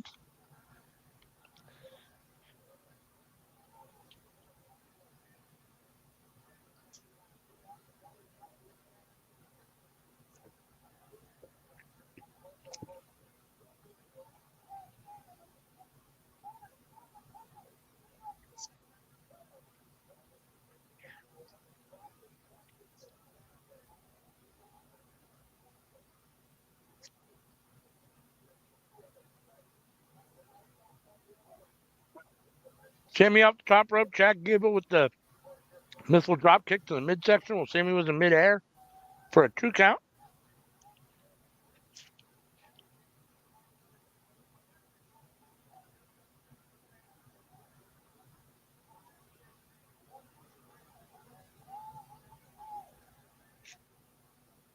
This hasn't been a very technical wrestling match. It's been more of a kind of a brawl.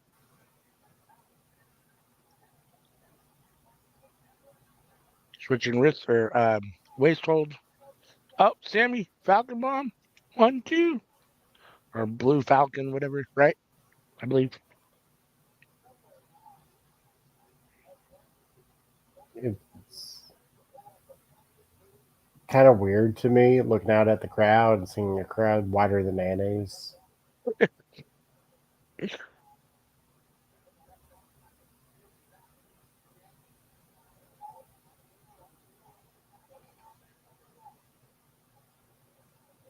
I could be speaking out of turn. I've never been there. I have no honest to God clue. But I have a feeling there's not a ton of ethnic diversity in Scotland. Or sun, apparently. That's coming from a dude who's pretty pale. Oh, Sammy powerbomb by Chad. Chad going up to the top rope. Hit him with the flying headbutt. 1, 2.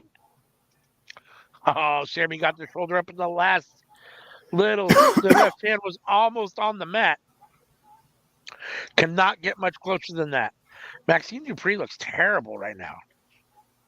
Burn. Her skin looks orange and leathery and rubbery and Like the dude from the Rolling Stones. ew. Joe. Chad with 2 consecutive Germans, holding the waist to Sammy again, getting him up for it. Sammy with the back elbow. Sammy with the back elbow. Trying to fight out. Sammy turns the waist lock around. German to Chad. Sammy holds the waist. Second German to Chad. Is Sammy going to get 3 in a row? That's what Chad was going for. Oh, Chad countering out the same way Sammy did with elbows. Oh, reverse waist lock, reverse waist lock. These guys are switching waist locks. Back and forth, back and forth. Who's going to get the advantage? Sammy with the Snapdragon. Suplex for the floats over for the pin. 1, 2. Chad kicks out at 2 3/4.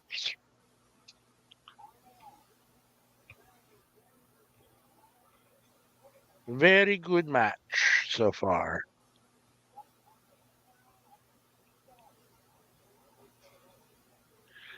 Interesting.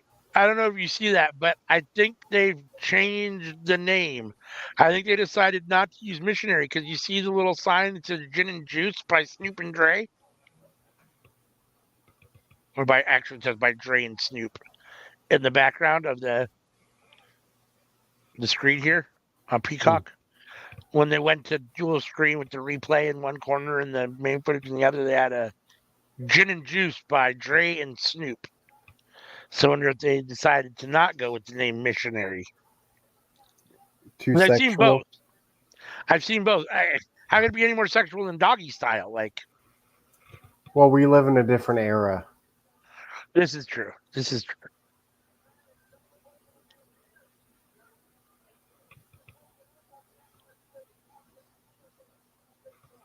Well, Chad got Sammy in the not a STF, a crossface. The bell lock, whatever you want to call it. Sammy gonna tap. It's in the middle of the ring. There's not a whole lot of. Sammy's gonna have to go far to get out of it. Oh, up to his knees and then counter into his own label lock. Now Sammy wrenching back on the arm of Chad. I mean, on the neck of Chad.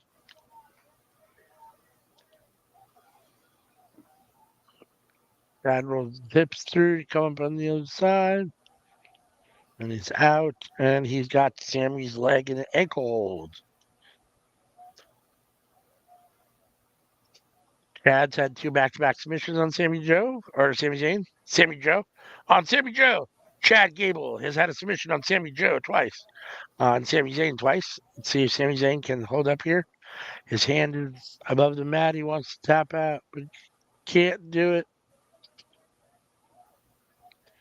Trying to make his way to the rope. Chad shows no signs of lighting up or lessening up that hold.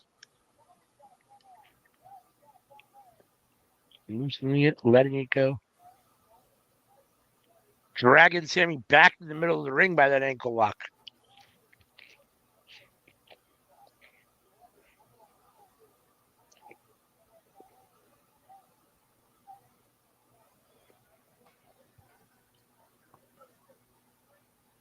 Dre and Snoop Dogg's Gin and Juice is a product. Not the album. It's a thing you can buy. Oh, there you go. What kind of a product? Is it alcohol? Or yes. I mean, what kind of a product? Okay. That would make sense, being that it's gin and juice. It's probably some sort of a drink. Interesting. Well, it just has their names on it. Snoop has his wine, too. Snoop has his Snoop. I forget what it's called. Snoop something. I tried Snoop it. It was all right. Yeah, I've had it once. It's okay. The bottle was... Go ahead. The bottle was cool. The bottle's very cool. He's got a couple different like strains now. He only had the one strain to begin with, but now he's got a couple other. That's an interesting word to use for wine. Like I'm not sure. Maybe it's not the right word. I don't know, but vintage. Maybe. Yeah, I don't know. Is that the difference between like a Chardonnay and a Sauvignon Blanc or a Pinot Grigio? Well, I think vintage is usually year. Right. So I don't know how you denote. I'm not a wine person, so I don't know how you denote the difference between like a Merlot and a Pinot Grigio or a Chardonnay and a Sauvignon Blanc or a Rosé and a Chablis or something. I mean, I know the different names, but I don't know what their categories themselves are called. Like, haluva kick. Oh shit! Did Chad move? What happened there? Hold on, I missed that. Hold on, real quick. Two. It looked like Sammy went for the haluva kick. Chad moved, but Sammy held up and didn't actually kick Maxine, who was up on the road, who was up on the apron in the corner where the haluva kick was coming. Then Chad hit Sammy with the big German suplex and the bridge up for the 2.99. Now he's going out to yell, I think, at Maxine Dupree for being up on the ring apron. Maxine saying, "I'm sorry." Chad's yelling at her. She's backing up, backing up. He's pointing at her. Up. Otis is now stepping in between him and Maxine. Otis isn't going to let Chad bully Maxine like that. Otis is standing up to Chad saying something. Oh, shit. Sami Zayn came over the top rope, and Chad moved out of the way, and Sami Zayn hit Otis. And then Gable went up and hit Sami Zayn and Otis. And now he throws Sami back in the ring. Gable up on the top rope, moonsault onto his feet because Sami rolled out of the way. Sami Zayn with the exploder suplex into the corner on Gable. Sami Zayn fired up. Gable in one corner. Sami makes his way to the other. Setting up for the haluva kick. About to see it. Here it comes. Chad Gable gets out of the way.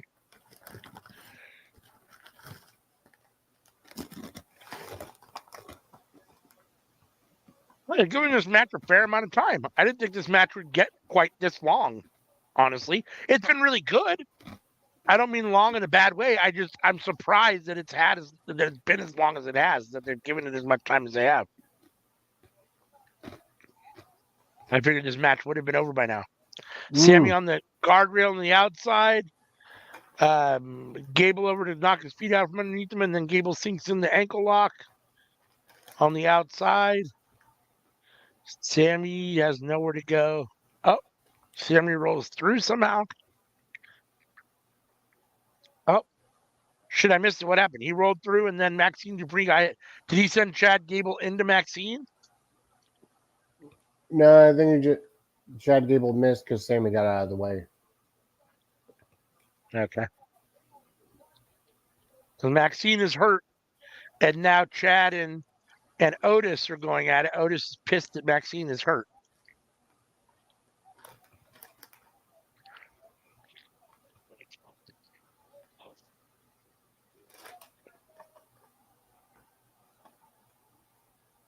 Chad has a ref distracted and wants Otis to take out Sami Zayn. But Otis is having a crisis of conscience.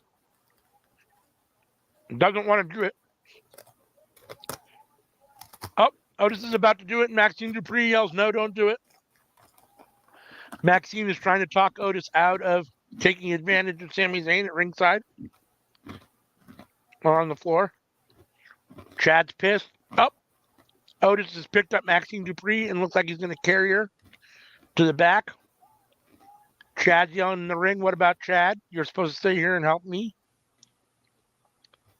Apparently, as I don't know who said it. Somebody said it, one of the announcers, chivalry is not dead. Up, haluva kick. And that's got to be the end of it for Chad Gable. Sami Zayn floats over 1, 2, 3. And Sami Zayn with the haluva kick and the big win over Chad Gable. Sami retains his title in a solid match.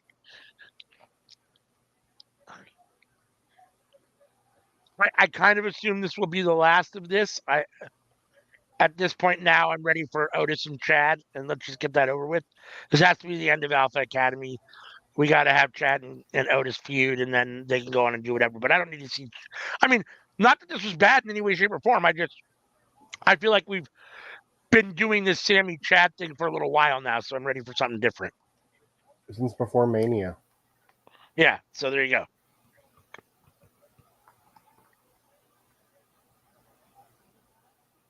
The crowd seemed happy that Sammy retains. Now we're getting a replay. Okay, they showed the replay.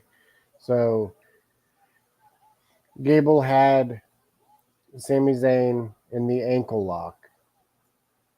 Sammy did a somersault, rolling Chad Gable off of the ankle lock, but it launched Chad Gable forward, and so he chop blocked.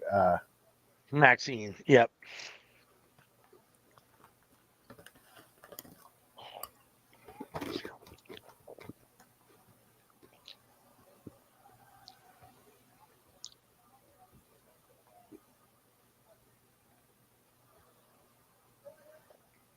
Ole, ole, ole, ole.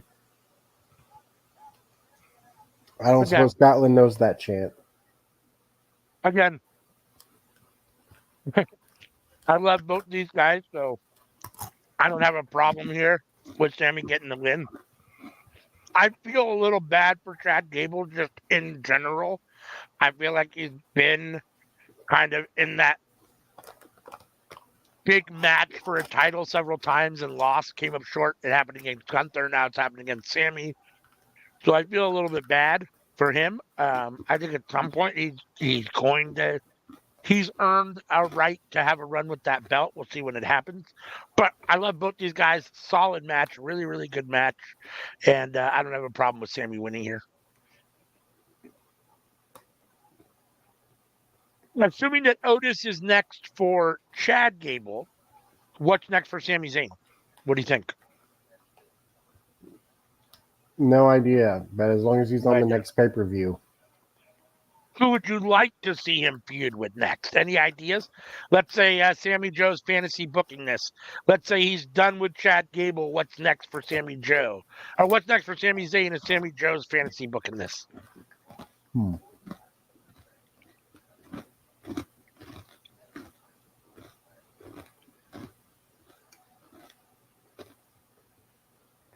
I'll go with Ilya.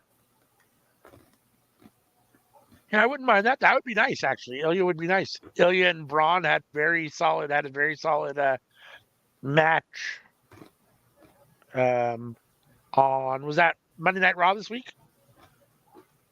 They had a really good match on Monday Night Raw this week. I like Ilya. Ilya has really solid matches, and I think he'd be a good opponent for Sami Zayn. That'd be fun. And honestly, again, I like them both. If Ilya got the win and had that belt for a while, that'd be huge for Ilya, and I would like to see that. And if Sami Zayn gets a win, it's a big win for him during his reign. I mean, man, they just showed a sky view of Cleveland. What? Cleveland sucks. Like, dude. Now you've got Unholy Union backstage talking with Kathy Kelly with their new titles. They're ecstatic. Yeah, now from what I understand, Cleveland is not a very attractive city.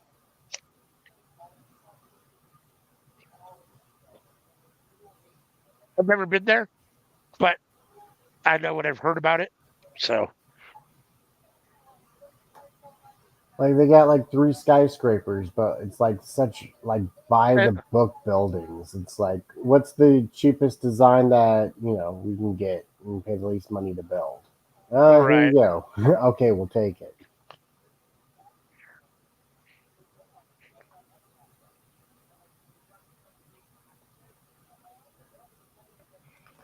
Then take down this banner as Sami Zayn got the win. According to the match card, we only have 2 more matches on this pay-per-view. Women's tag match. Women's world title match. Bayley versus Piper Niven. And Damian Priest defending the world heavyweight title against Drew McIntyre. I assume, like Sammy said at the beginning of the show, when Cody and AJ opened, that Drew's got to be the main event. And it appears we're getting a Piper Niven video package here, so that would probably indicate that Bayley and Piper are coming on next.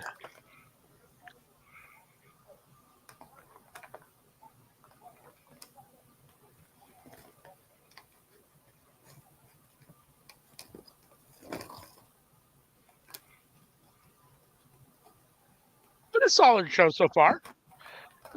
The first 3 matches, I think, were all pretty good.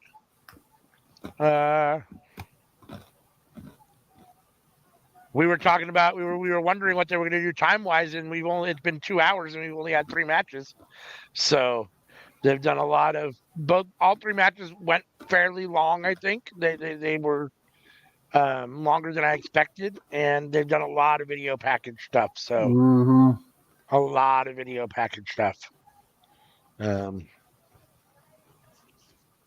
Which honestly, I could do without any video packages, and let's just get to the matches.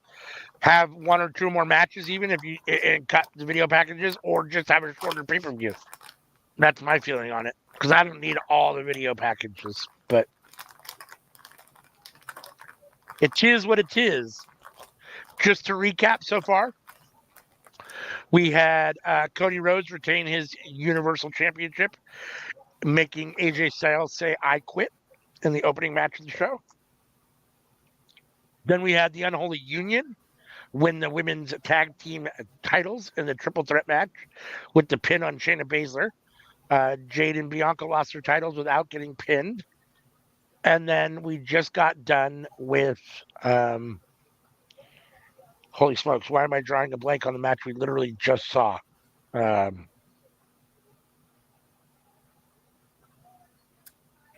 Intercontinental Championship. Thank you, Sami Zayn versus Chad Gable for the Intercontinental Championship, in which Sami Zayn successfully defended that title. No thanks to Otis and Maxine Dupree, who distracted Chad Gable. Yeah, it was like it just disappeared. Like it was on the tip of my tongue, and then it just disappeared. Total brain fade for a second. Thank you for reminding me. You're welcome. I love how I can remember the first and second match, but not the match I literally just saw. Kind of wild. Kind of wild. Did I miss anything after the tag match? Yeah, Sammy versus Chad that just happened. I don't know. That's the only thing that happened after the tag match. I mean, if we're talking about like fallout from the match, like any weird things, interference or anything like that, no, nothing weird happened after the tag match. Unholy Union just celebrated and it was over. But then we had Sammy versus Chad Gable. So there was a match between that match and this next match that's getting ready to start between Piper Niven and Bayley for the titles. So let's see. As usual, since we're between matches, I'll take a second to say thank you for choosing Workhorse Wrestling Network for your watch-alongs. We know you got a lot of options, so we appreciate it. If you're new, hit that subscribe button, hit the like button on this video, hit the bell to be notified. Check us out on all social medias everywhere. Make sure and tune in on Tuesday nights. Every Tuesday, we do the cookout where we're cooking up everything in the world of professional wrestling. Dum-da-dum. And then we're always here on Friday nights for Friday Night Fights, where we watch SmackDown and Rampage live, usually on Saturday nights for Collision. We will not be here tonight for Collision, just due to circumstances and stuff. And since we're doing this pay-per-view now, live Patches Castle, there won't be a Collision watch-along tonight, but we will be back next week. So make sure and remember to join us sorry, next week. everybody. I need sleep. Sammy Joe needs to sleep. I've got plans. It's my daughter's 30th birthday family dinner tonight. Her birthday is until the 24th, but this was the night that we could all get together. It worked out for everybody. So we're having a big family dinner for her 30th birthday. So otherwise, I would be there. And Anika's working, and CM's very pregnant. So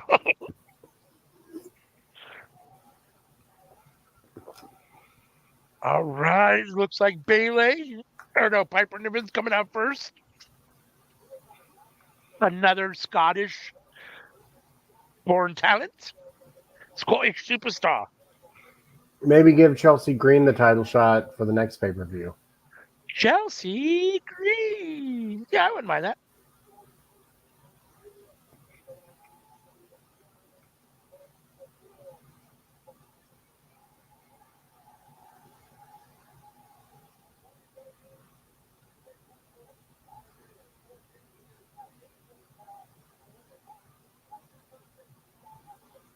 Piper out here looking a Highest little brave. rated.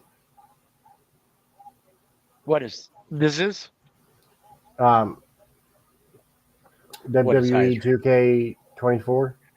Oh, okay. They didn't sell the most. It's the highest rated. People Interesting. rated it the best sports game of the year. Right. But like it did not get anywhere near as much money as the soccer games did. Yeah.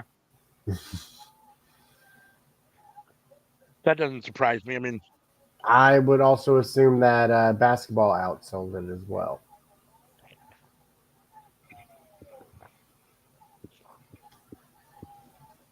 probably. It's possible Madden even outsold them ultimately when it really comes down to numbers in the sports category. I mean, Really, you think Madden too? I don't know. I mean, I'm just saying it's possible.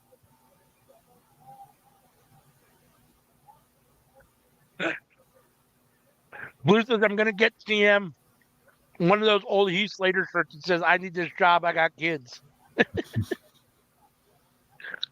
And you know what? She'd wear it. Yep. Blue says, "Yeah, you missed Sammy versus Chad. You did." And a solid match. Sammy retained the title. This pay per view has been Chad, better than the last one. Chad and Otis. There was fallout from Chad and Otis, so or between Chad and Otis. So I'm assuming that that's next. We'll get some sort of something between those two. Yeah, this has been a decent pay per view. I'm trying to think of what was the last main roster pay per view before this one. King, Queen of the Ring, Oh, you're right. Yeah. which I gave a mid at best. Yeah.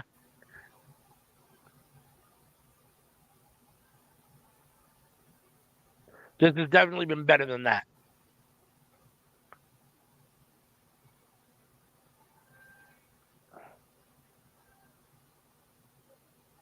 Blue says he was screwed around with his PC adding the parts he got himself for my birthday / Father's Day. When's your birthday? I assume today or tomorrow. Either way, happy birthday. Happy birthday to Dolores, whose birthday is tomorrow as well. Happy Father's Day, Blue. Happy Father's Day to all the fathers out there. I know it's tomorrow, but we're here live now, so I'll say it now to everybody. Hope you enjoy your Father's Day tomorrow. Oh, Blue's birthday was June 2nd, so a couple weeks ago.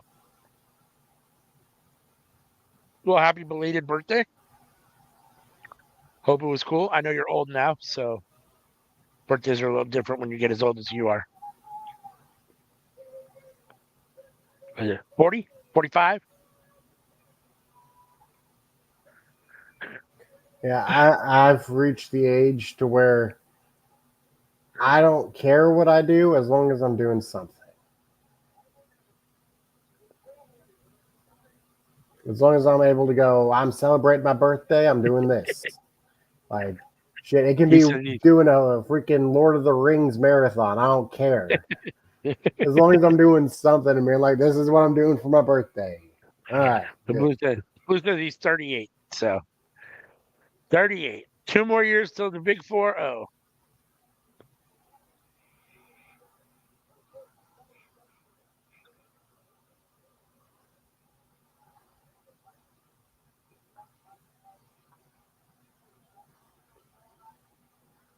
Right. Blue says he took the week off and just relaxed. That's what's up. That's nice. I don't think I'm going to be that old. I think I've reached my midlife here. Well, don't say that. Jeez Louise. Like, am I going to make it to my 60s? What are you, 29 or 30? I'm 30. I'm about to be 31. So there you go. So, I mean, if you're midlife now, that's 60, 61. I mean, that's way too young still, but I mean, I'm just saying, like, how old was your dad? Like 57, 58. When he passed away? Mm-hmm. Yeah. I'm lucky. I still have both my parents. My dad's, I think, 74 this year, and my mom is 78. So I think my mom was like 44. Oh, wow. So yeah, I don't have high expectations.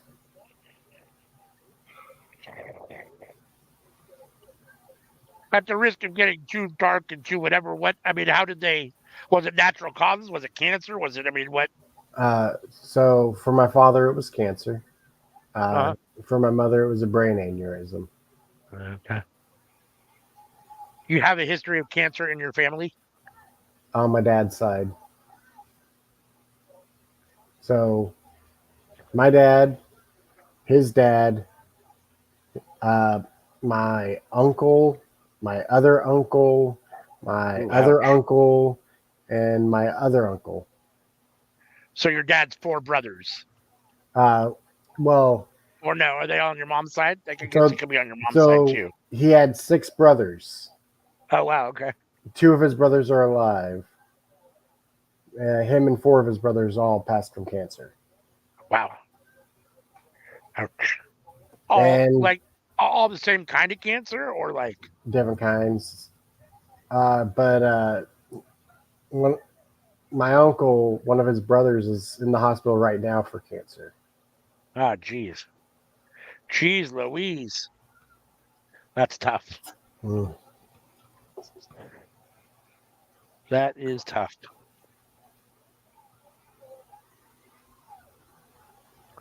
And are your grandparents still around? His parents or All no? my grandparents are dead. Okay.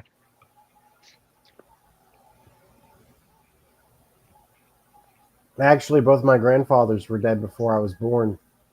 Oh, wow.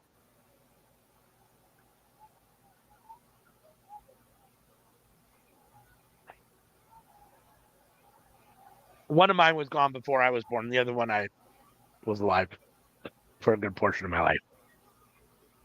The other one lived to 97. My mom's dad lived till he was 97. My dad's dad died at 54. My dad was like 12. So I wasn't even a glimmer in my dad's eye yet.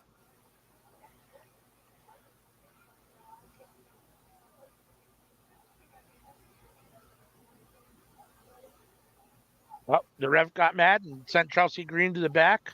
Chelsea Green was involving herself too much in this match. Piper Niven does not look happy.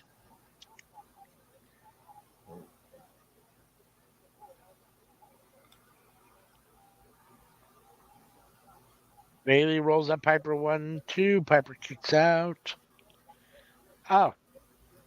Basement drop kick to the face by Bailey.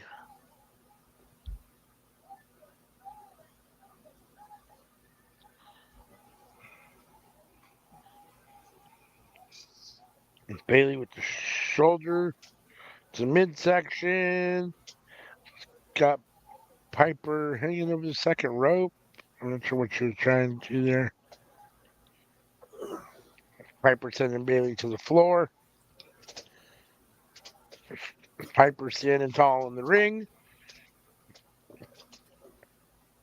Looks like she's going out after her. Boom. Cannonball off the ring apron onto Bailey on the floor. Piper celebrating for a minute. Piper Niven in charge at the moment.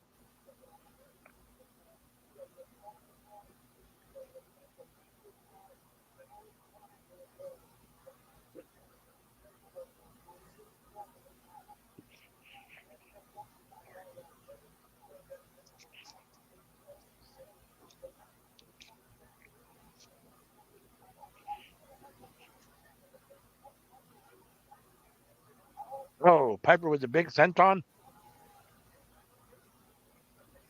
Bailey's in trouble. Piper rolls her over 1-2. Bailey kicks out.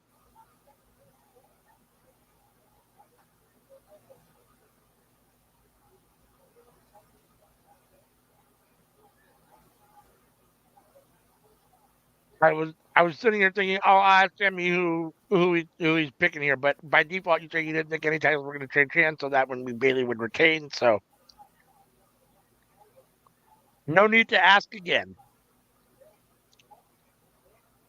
Quite Piper with surprised, though, with the women's tag titles changing hands. mm-hmm.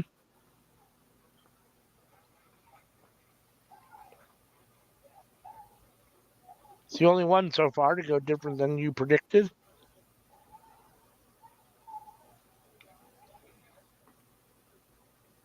Oh. But it was also a match that met my expectations too. Of like, it's one I debated heavily. Mm-hmm. Not as heavily as I did with Sammy though, because Piper in control. at this point it's like, how can you give Chad another shot? Yeah, I agree. No, it just kind of has to be the end of the Sammy Chad stuff for the most part, I think. I mean, But also, it's not a good time to take the title off of Sammy either because Money in the Bank's coming. It's in sure. Canada. Right. Like,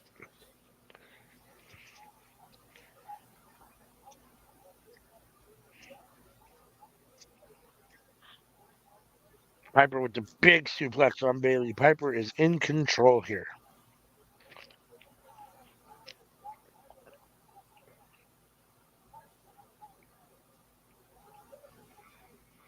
Another 2 count for Piper. Bailey kicks out.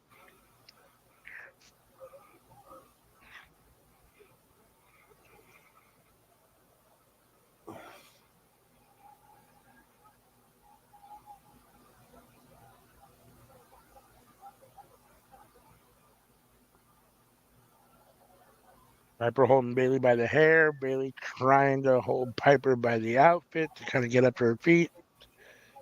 Piper has Bailey up in suplex. Nope. Bailey counters. I don't know what that was. He countered into like a little rolling suplex, I guess. I don't know. That looked weird. And Piper took advantage and rolled out of the ring to try to gather herself. Bailey is alone in the ring at the moment. Oh, she's looking to fly between the first and second rope with the shoulder block to Piper. Oh, Piper fighting back by slamming Bailey into the ring apron. The ring apron right into Bailey's back in the middle of her back.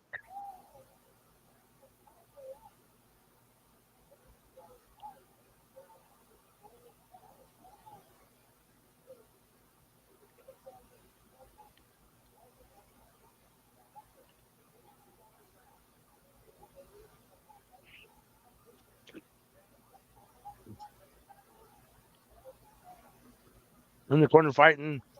Piper's on the apron. Bailey's in the ring. Stomps. Bailey's kicking Piper in the head while holding her arm. Bailey up to the second rope. I don't know. Like a stunner, cutter, modified, something off the top rope from Bailey to Piper, and then a big back elbow from Bailey to Piper. And Piper is back in the ring. And I'm away from the ropes. Kind of. Bailey perched up top of the top. Not sure what that was. It was like some sort of flipping something. Piper's down. Bailey back out again.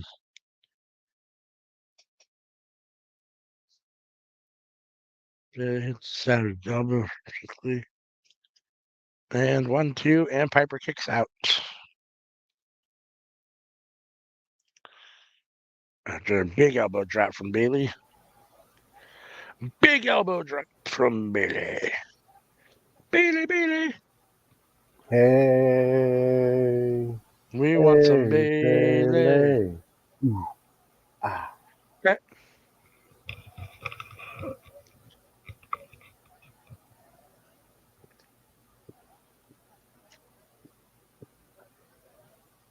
One, two. Bailey kicks out again. Piper can't believe it. Piper looking a little frustrated. Had this match in hand a couple times, she thought. Bailey showing some resilience.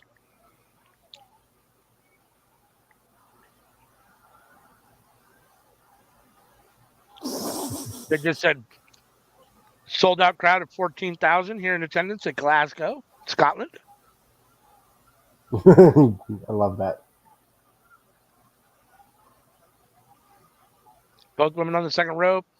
Bailey looking for like a Russian leg sweep, it kind of looked like. Piper fighting her way out. Bailey on her back in the middle of the ring. Piper up in the second rope still.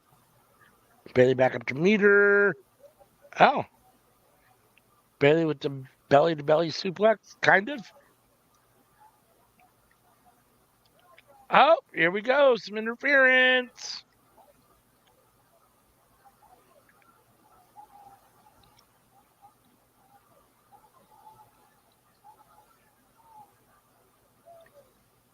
One, two. Chelsea Green down with the luchador mask on after being kicked out from ringside. Oh. Bailey taking I out know Chelsea who Green. you are. Bailey taking out Chelsea Green and then going back into the ring. Attention back to Piper.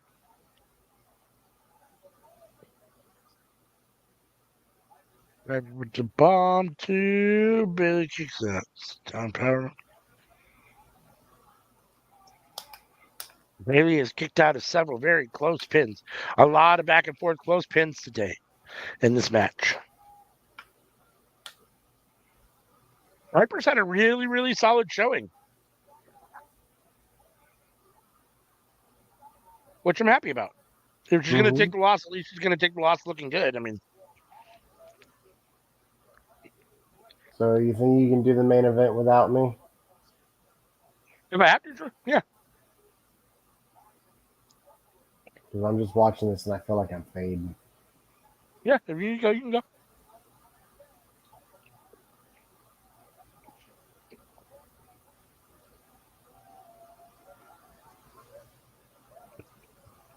Mm.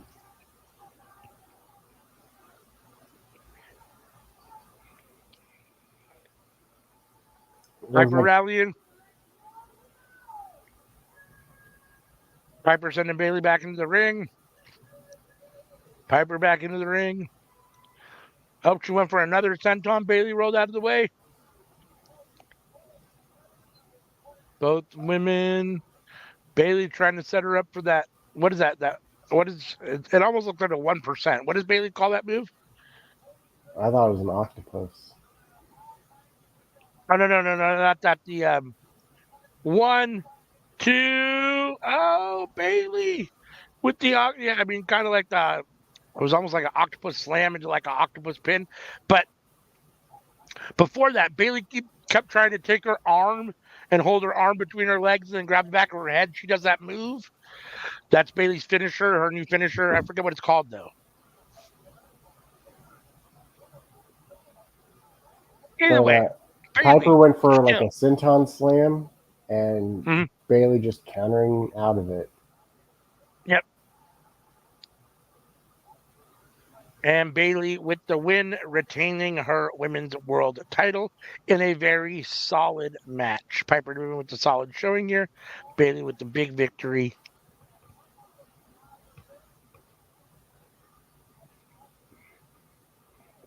We have one more match on this card tonight. This is the best I know. Should be the main event.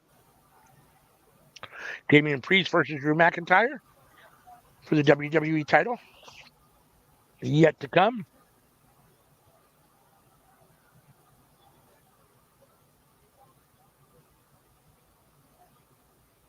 I thought Piper had the win for sure. Several times. Oh yeah, it was like a crucifix bomb, and then the way she held her legs looked funny.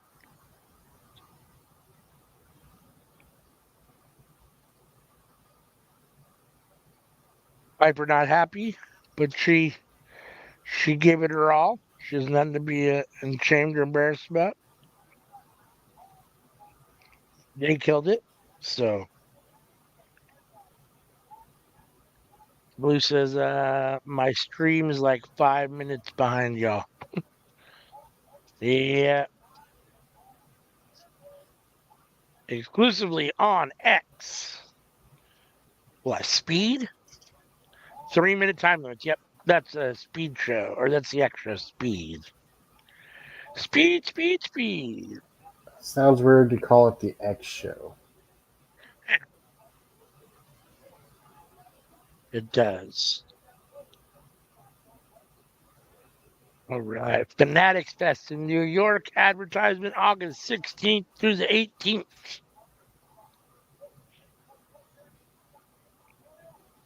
As always, while we're between matches, I'm going to say thank you for joining Workhorse Wrestling Network for your watch along. We know you got a lot of options.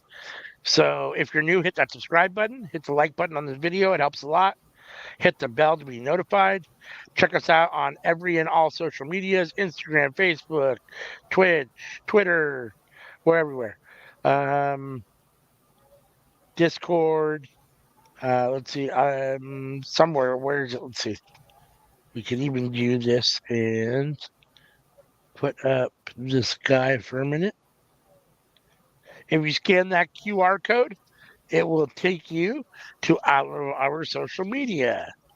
I think it's some sort of, I think it's like Linktree or something, and it'll show you all of our social media. So take a second to scan that, and then you should be good to go. Thank you for all of your support.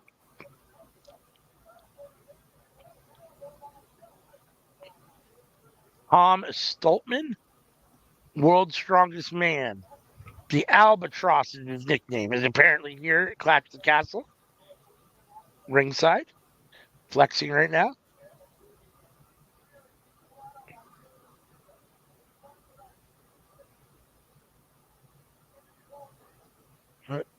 They're having a press conference, Triple H press conference on Axis.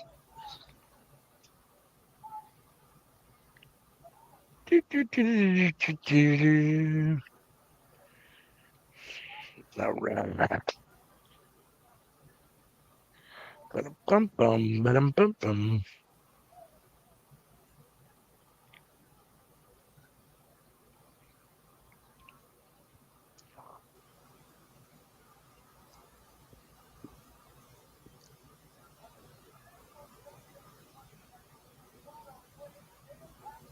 Money in the Bank from Ontario, Canada. Having a little graphic advertisement for Money in the Bank.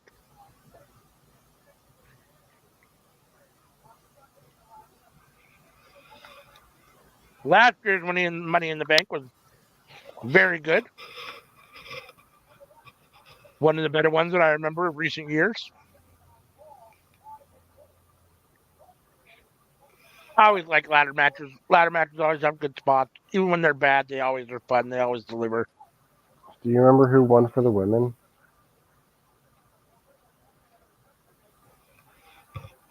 I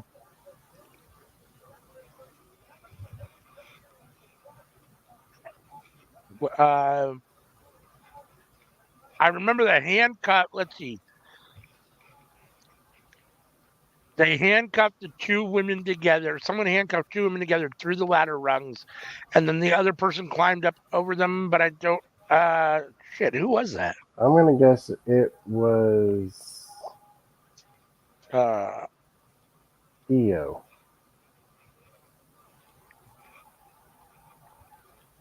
Correct me if I'm wrong, but I think it was Io. I'm looking here real quick. I'm Googling the results.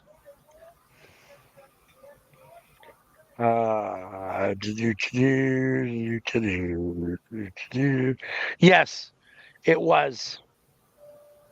It was Bailey and Becky that were handcuffed together. Mm-hmm. Yep, and then Io climbed over one of them. Yep, and got the belt. That is correct.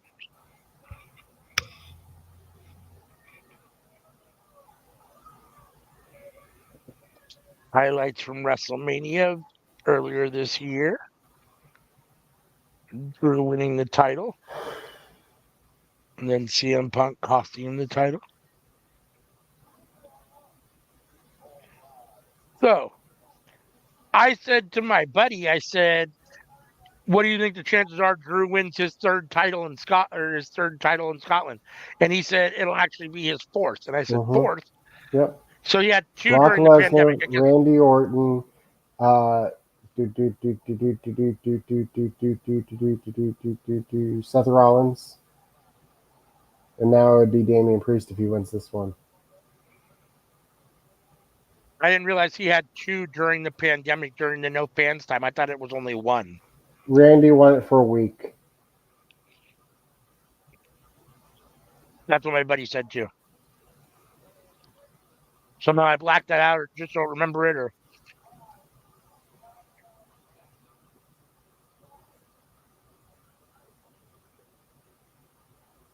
Well, they had to ask themselves, what's the bigger money match? Randy Orton versus Roman Reigns or Drew McIntyre versus Roman Reigns? And right. they said, oh, Randy. And then a week later, they were like, oh, no, it was Drew. Let's change that.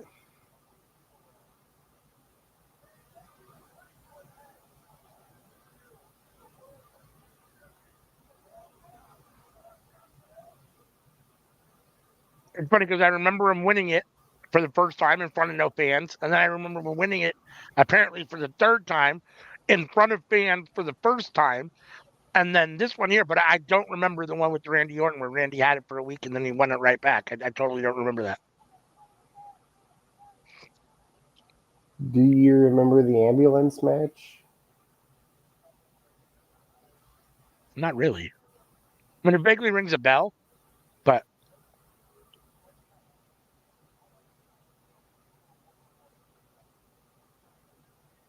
lots of video package stuff. Come on already. We've been watching videos for last 10 minutes at least. Well, we were wondering how they were going to make 5 matches go 3 hours. Well, this is how they do it. Lots and lots of video packages. Lots and lots of video packages.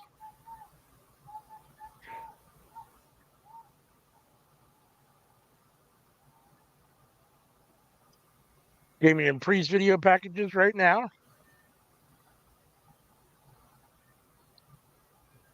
Well, I guess actually technically they're Damian Priest and Drew packages. I mean, it's their interactions.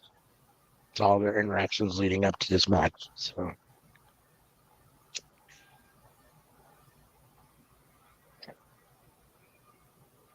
I know you said you didn't think that any titles were changing hands, and we've had only one. So you've been pretty good on that. However, I do just curious. Do you think the fact that this is the main event makes any difference, whether Drew's winning or not? I think it increases it from like 20% to maybe 30%. He still has less than 1/3%. Yeah. 1/3 chance. Here comes Drew with bagpipes leading the way. He's got a nice little band of bagpipers lead the way. Oh, a lot of them. Shit, I didn't realize there was that many.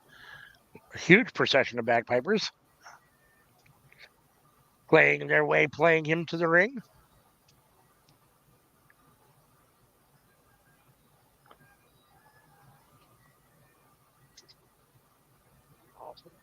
Excuse me.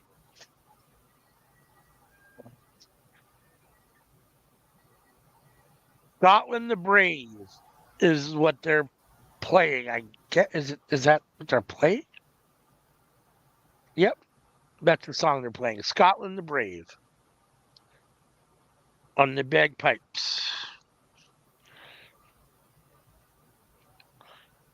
On the bagpipes.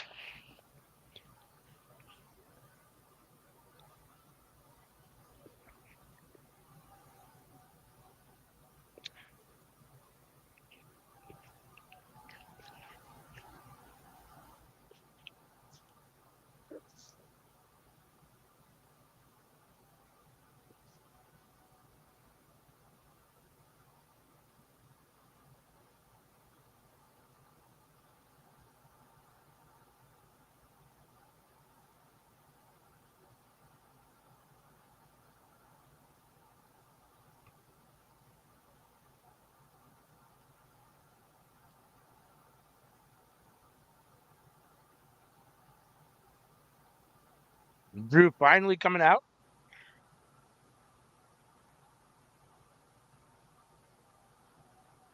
In his big sleeveless trench coat.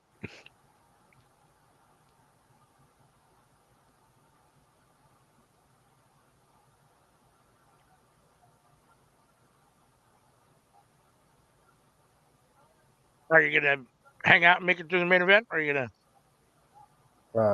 No. Uh, I don't think I can. No.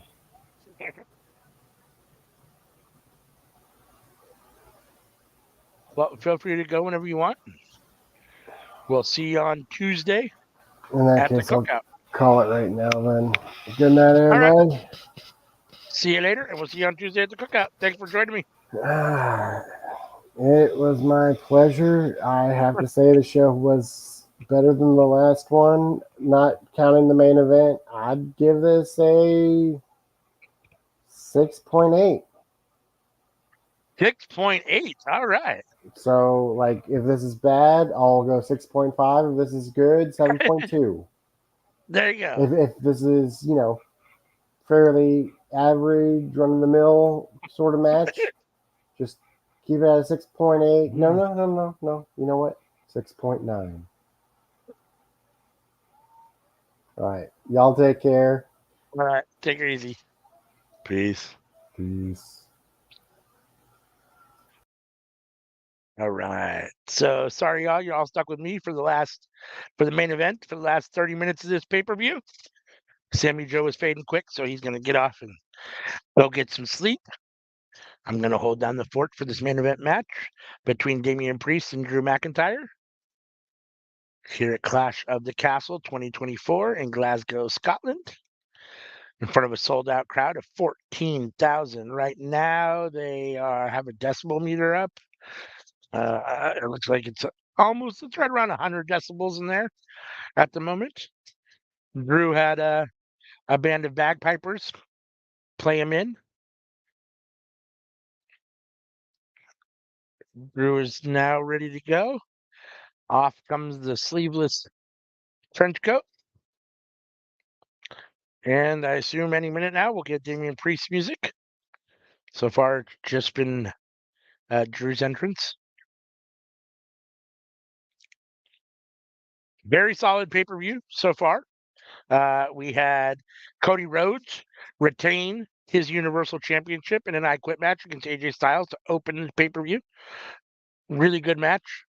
Then we had the Unholy Union become new women's tag team champions with the pin on Shayna Baszler in the triple threat match, costing Bianca and Jade the titles, even though they did not get pinned. Then we had Sami Zayn retain his Intercontinental Championship against Chad Gable in a very good match. Chad Gable and Otis had some more falling out, and Otis took Maxine Dupree and disappeared to the back before the match was over. Ultimately, kind of distracting Chad, and Chad's going to say costing him the win. I think Sammy had it pretty well under control and went anyhow, but. And then in the last match, we just had Bailey defend her title against the women's WWE Women's title against Piper Niven in a solid match. So like I said, we're here for the main event. It is Drew McIntyre challenging Damian Priest for the WWE World Championship, World title. He's in the ring giving the Universal Bring It sign to Damian Priest. And the lights go out, and the Judgment Day music hits. And here comes Judgment Day. Well, here comes Damian Priest. Let's see who's with them.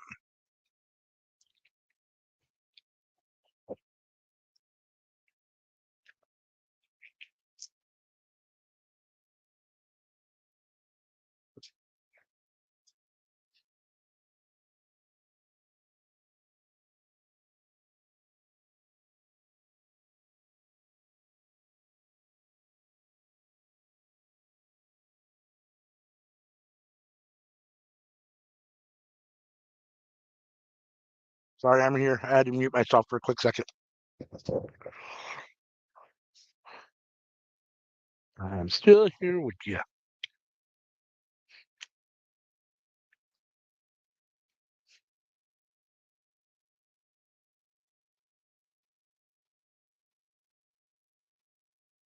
an extreme amount of fanfare for Drew McIntyre and his entrance. Bagpipes, crowd going crazy. 10-minute entrance, it felt like. And then Damian Priest just solo walks his way to the ring with the title. No fanfare, no nothing. Crowd booing. Very interesting. Very, very interesting.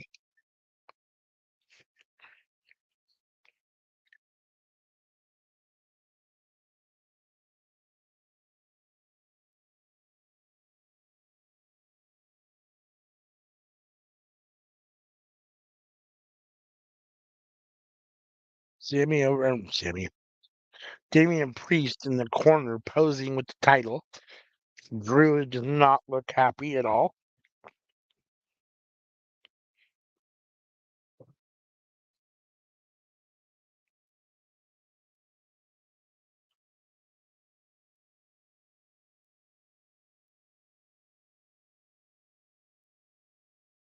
The crowd, as you would expect, does not like Damian Priest.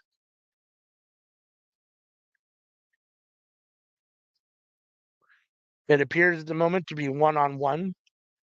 Tonight, we'll see if Judgment Day comes down at some point and tries to help Damian Priest.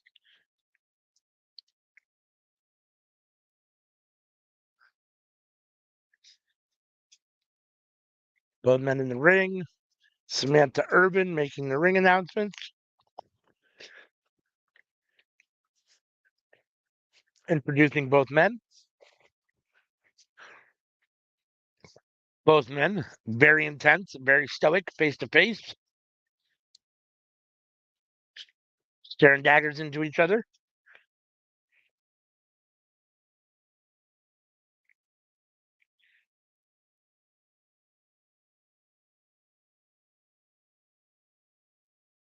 Lou says Judgment Day banned from ringside, but that don't mean nothing. Yep, agreed. 100% agree.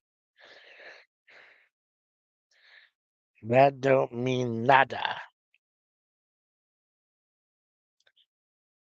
I do think, though, to give Damian Priest some credibility, it would go a long way with him getting a win here over Drew McIntyre clean without the help of Judgment Day. If that's what ends up happening here, goes a long way to increasing his credibility and making this title reign look as look like a solid title reign.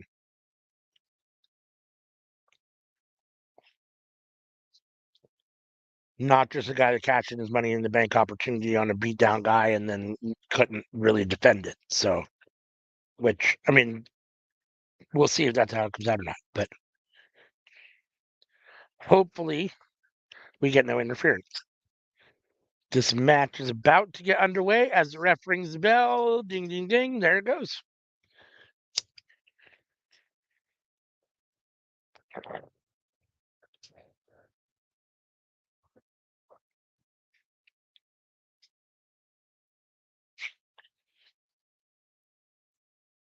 Crowd chanting. I don't have my volume up, so I can't tell you what they're chanting. Let's go, Drew. Probably something to that effect.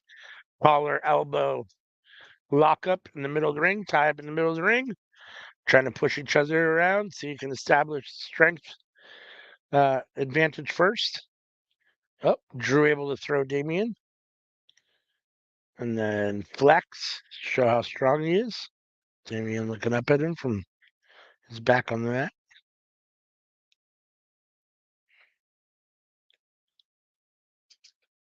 Damian Priest back up. Drew with a couple clotheslines. And then a third clothesline to Damian Priest over the top rope. Damian on the outside. Drew flying over the top rope into a I don't know, whatever you call that, I guess, a forward plancha. I'm not sure. 360 top rope plancha. I'm not sure. You get the idea. Damian Priest pushing Drew McIntyre into the ring post and then into the guardrail.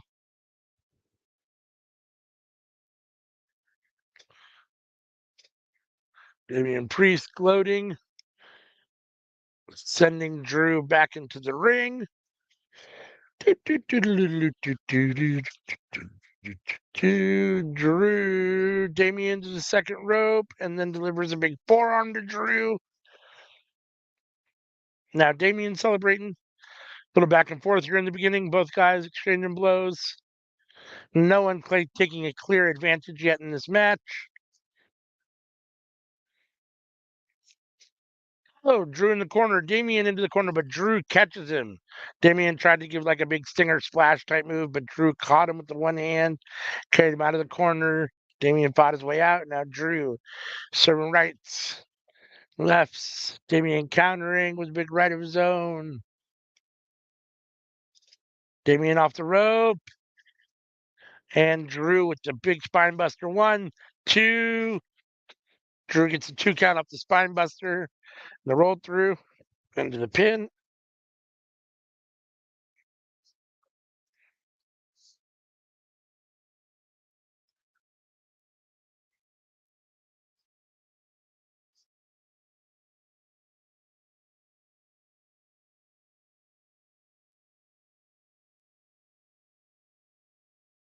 Damian Priest and Drew still exchanging strikes in the ring. Oh, flatliner from Damian Priest. Drew kind of makes his way to the corner on his back, kind of slithers his way to the corner. Damian Priest in as Drew makes his way up in the corner with the back elbow. Priest up with a big, I'm not sure what that was, suplex powerbomb. I mean, it almost looked like a Falcon Arrow, but he threw him. So for a 2 count, Damian Priest in control here at the moment.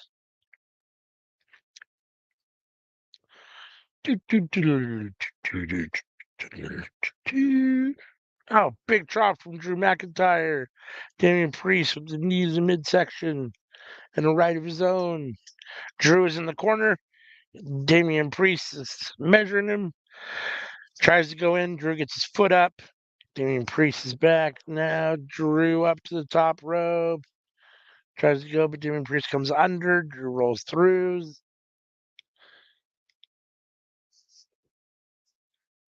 Drew with another close call, another close count, 2 fall. Another close fall, 2 count. I apologize. I can't speak normally. Let's move.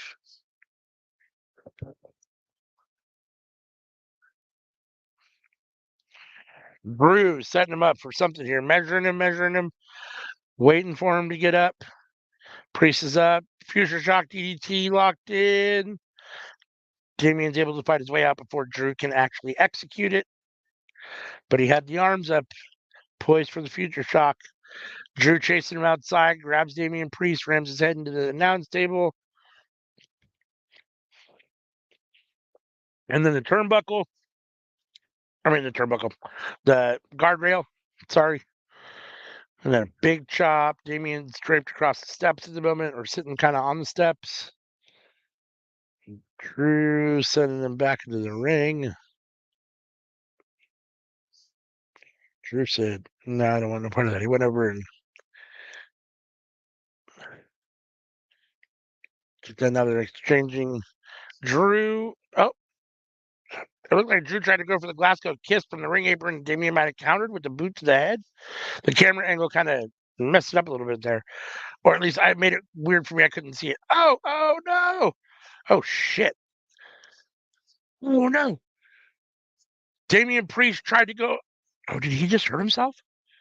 Holy shit! Damian Priest tried to go over the top rope. Oh, like with a plancha onto Drew was on the outside, and he got his foot caught, and now his foot is cinched between the second and top rope, and he never made the plancha over, and he landed like on the apron. I don't know if he's actually hurt. I don't know if this was this supposed to happen? Or it was an accident, a botch that turned into this? I can't imagine that they set this up, but at the same time, it's hard to imagine that this was. I mean, it seemed like a coincidence at the time. Now it looks like Drew's trying to help, maybe get him out.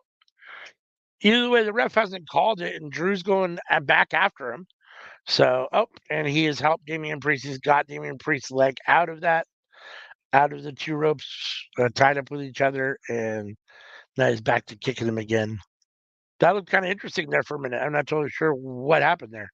It looked like I said, like Damian Priest ran and went to do like a top rope plancha or something, senton. Who knows what he was going to do onto Drew on the outside, and his foot gave way, and he landed on the ring apron. Yes, he landed on the ring apron, and then got his ankle stuck in the top and second rope, between the top and second rope. And so he was trapped, but now he's out.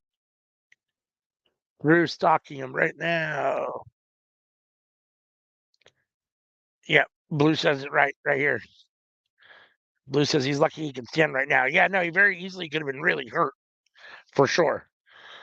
And the way his head and back and neck hit the ring apron, could have been a concussion or something. Yeah, could have broken his leg, maybe potentially, with the way the legs. That's the same thing that happened to Mick Foley when he lost that ear.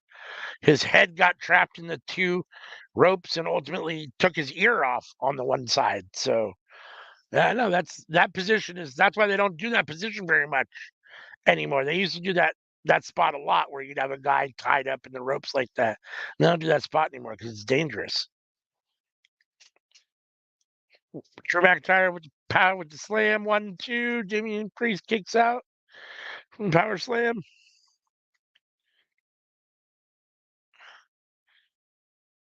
Oh, sorry, I should have had this up there, and I did not. Oh, that's the wrong one. Not that one. This is the one we want right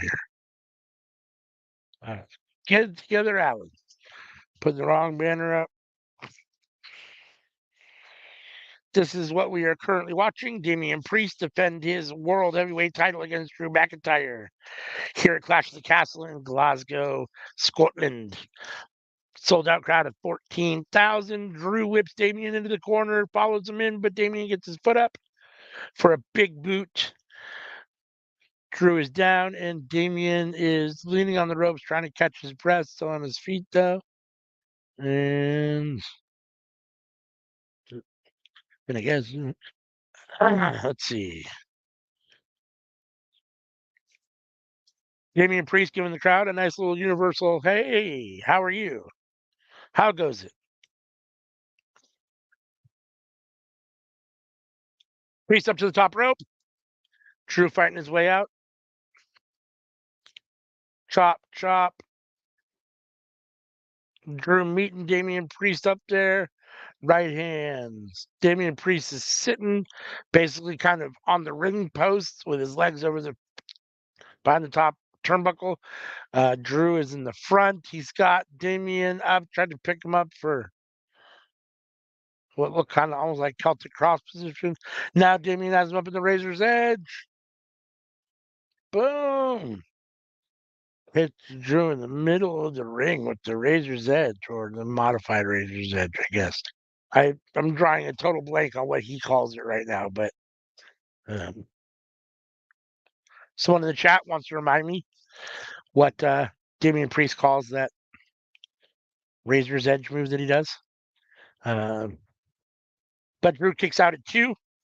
I thought that might be it right there. I mean, it's still early. It's only 1:45. Technically, they got 15 minutes before we're at the 3-hour mark. So imagine this match will go probably 10 more minutes or so.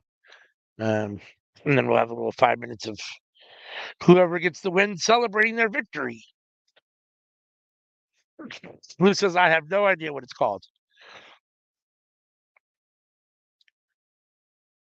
Oh, well. Both guys in the middle of the ring on their knees exchanging strikes, rights and lefts. Both men already look pretty exhausted. Drew with an elbow. For the forearm, sorry. Damian with a forearm.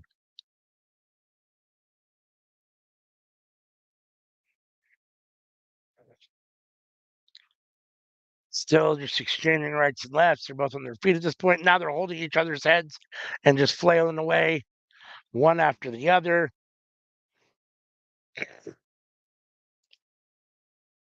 Oh, Damien with a huge right hand. Staggers Drew, but it's not enough to take the big man down. Drew comes back. This was a combination. Looked like between a punch and a forearm. Damien Priest throws another one. Oh, now he's kicking Drew.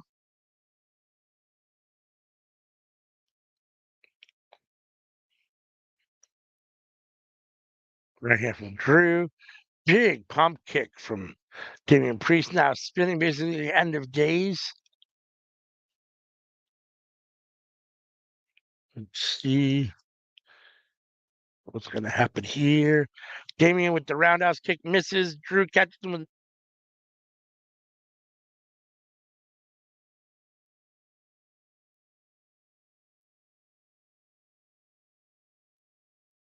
Sorry, I apologize if you guys lost me there for a minute. My headphones disconnected. I hope they're not dying. I don't know why periodically sometimes they just disconnect and use. I mean, it says that they're like 80% charged, so I don't know why they do that. But so sorry if you lost me there for a second, but it should be back now. I hope you can hear me. If you can't hear me, please let me know in the chat. But I hope you can hear me again. Drew with the kip up, rattling now. Drew setting up for the Claymore, and Damian Priest rolls out of the ring to kind of catch his breath.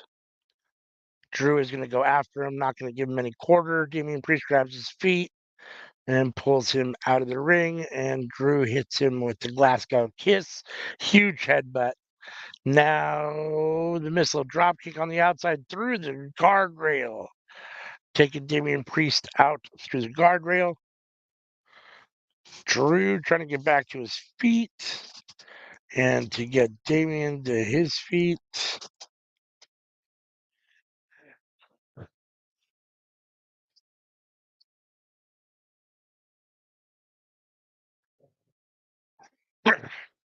The only way for Drew to win the belt is to pin Damian in the ring. So, dragging him back to the ring.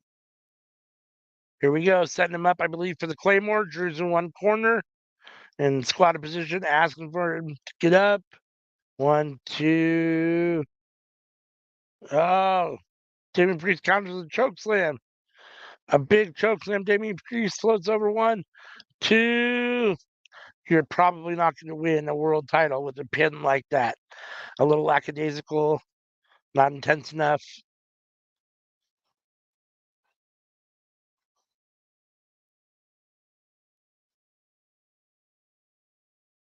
Both men are currently down.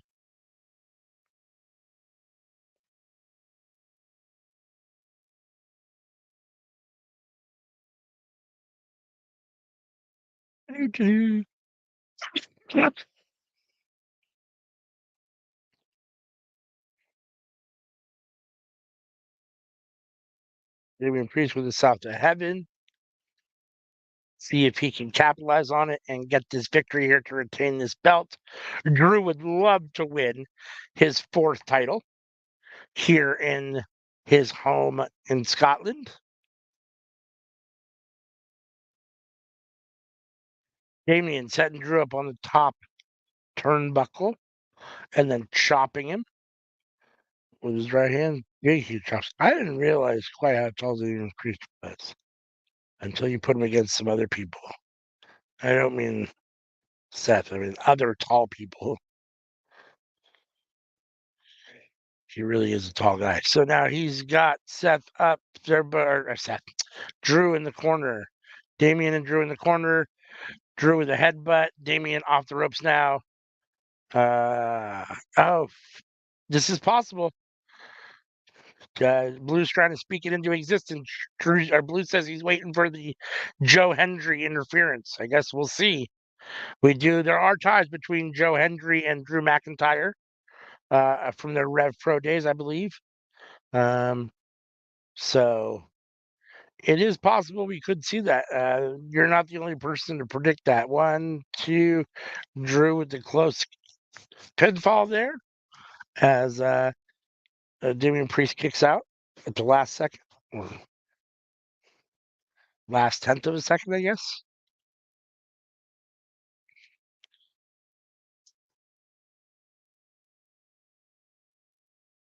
Drew is not sure what to do.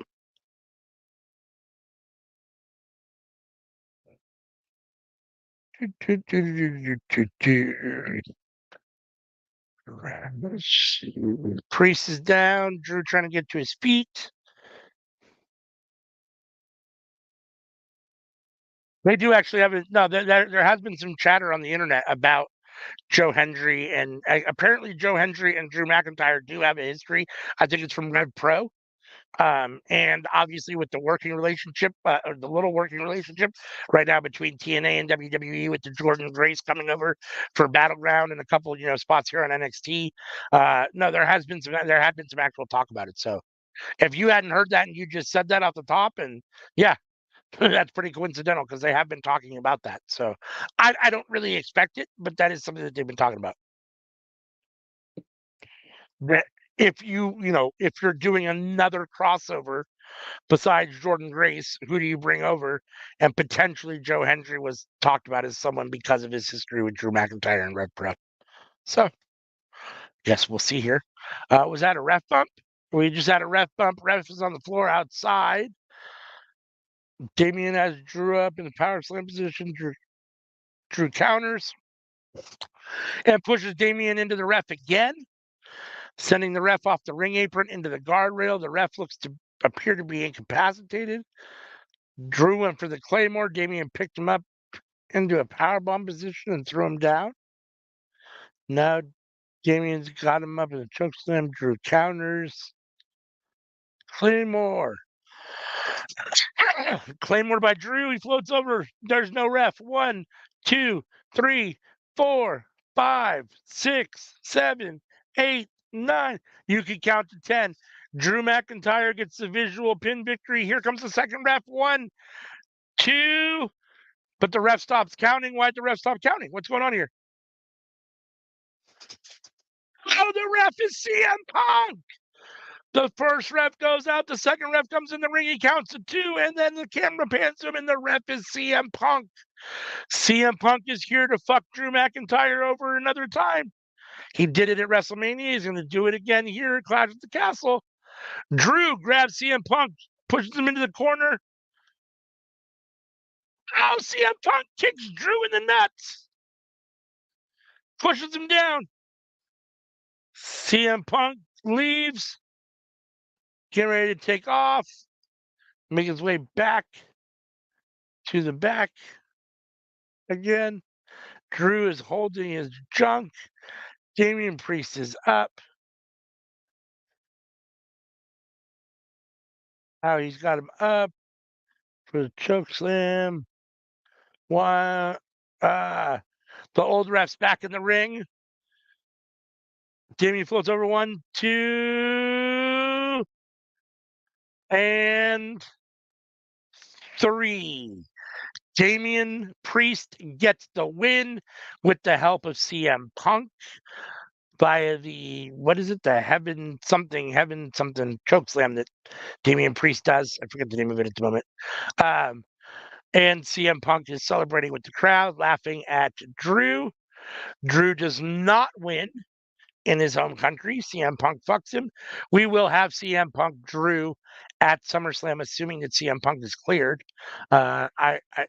With as much as CM Punk has been around with this injury, I'm assuming that the injury must not be that bad, because otherwise, usually when an injury is going to be is bad and they're going to be gone for a little while, the person isn't around doing all sorts of, storyline work. So, which CM Punk has been here basically the whole time since going out with injury, doing this feud with Drew. So I'm assuming he's got to be close to coming back, almost ready.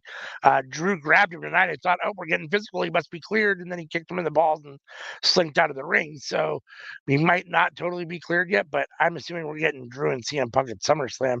Got to see that. Damian Priest retained his title, which means as of right now, at SummerSlam, you would have Damian Priest versus Gunther at SummerSlam, but we do have a couple shows in between SummerSlam and after one show, I think it's Money in the Bank. So, well, I guess we'll ultimately end up seeing what happens in SummerSlam. But this was a very solid pay-per-view from top to bottom.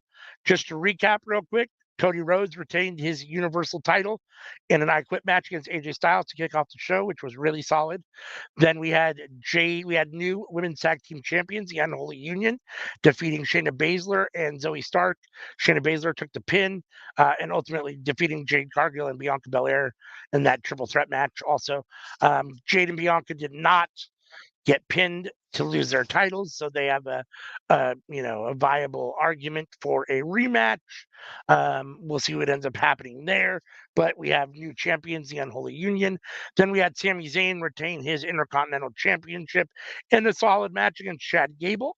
Um, Chad Gable and Otis got into it more, and I'm assuming we're going to get Chad Gable and Otis either at Money in the Bank or at SummerSlam as the Alpha Academy basically implodes. Then we had Bayley defend her championship, her WWE Women's title, against Piper Niven in a solid match, and then our main event in which Damian Priest just defeated Drew McIntyre. Um, and to retain his championship. So that's it. That's all.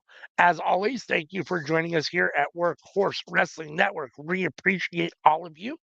We know you got a lot of options for your watch along, for all of your wrestling content. So if you're here with us, we really, really appreciate it. If you're new, hit that subscribe button, hit the like button on this video. I think we're at about 167 subscribers now. Love to hit, 200 by the end of the year. Hopefully, that'd be great. Still a ways off, so we got a lot of time to do that.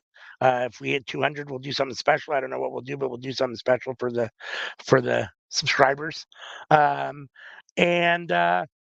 yeah, make sure and tune in and join us every Tuesday night for the cookout, live 7:30 p.m. Pacific, 10:30 p.m. Eastern, where we talk about everything that's cooking up in the world of professional wrestling. Then make sure and join us always on Friday for Friday Night Fights, where we watch SmackDown and Rampage, and usually for our Saturday Collision Watch Along. Please, a reminder, there will not be a Collision Watch Along later tonight.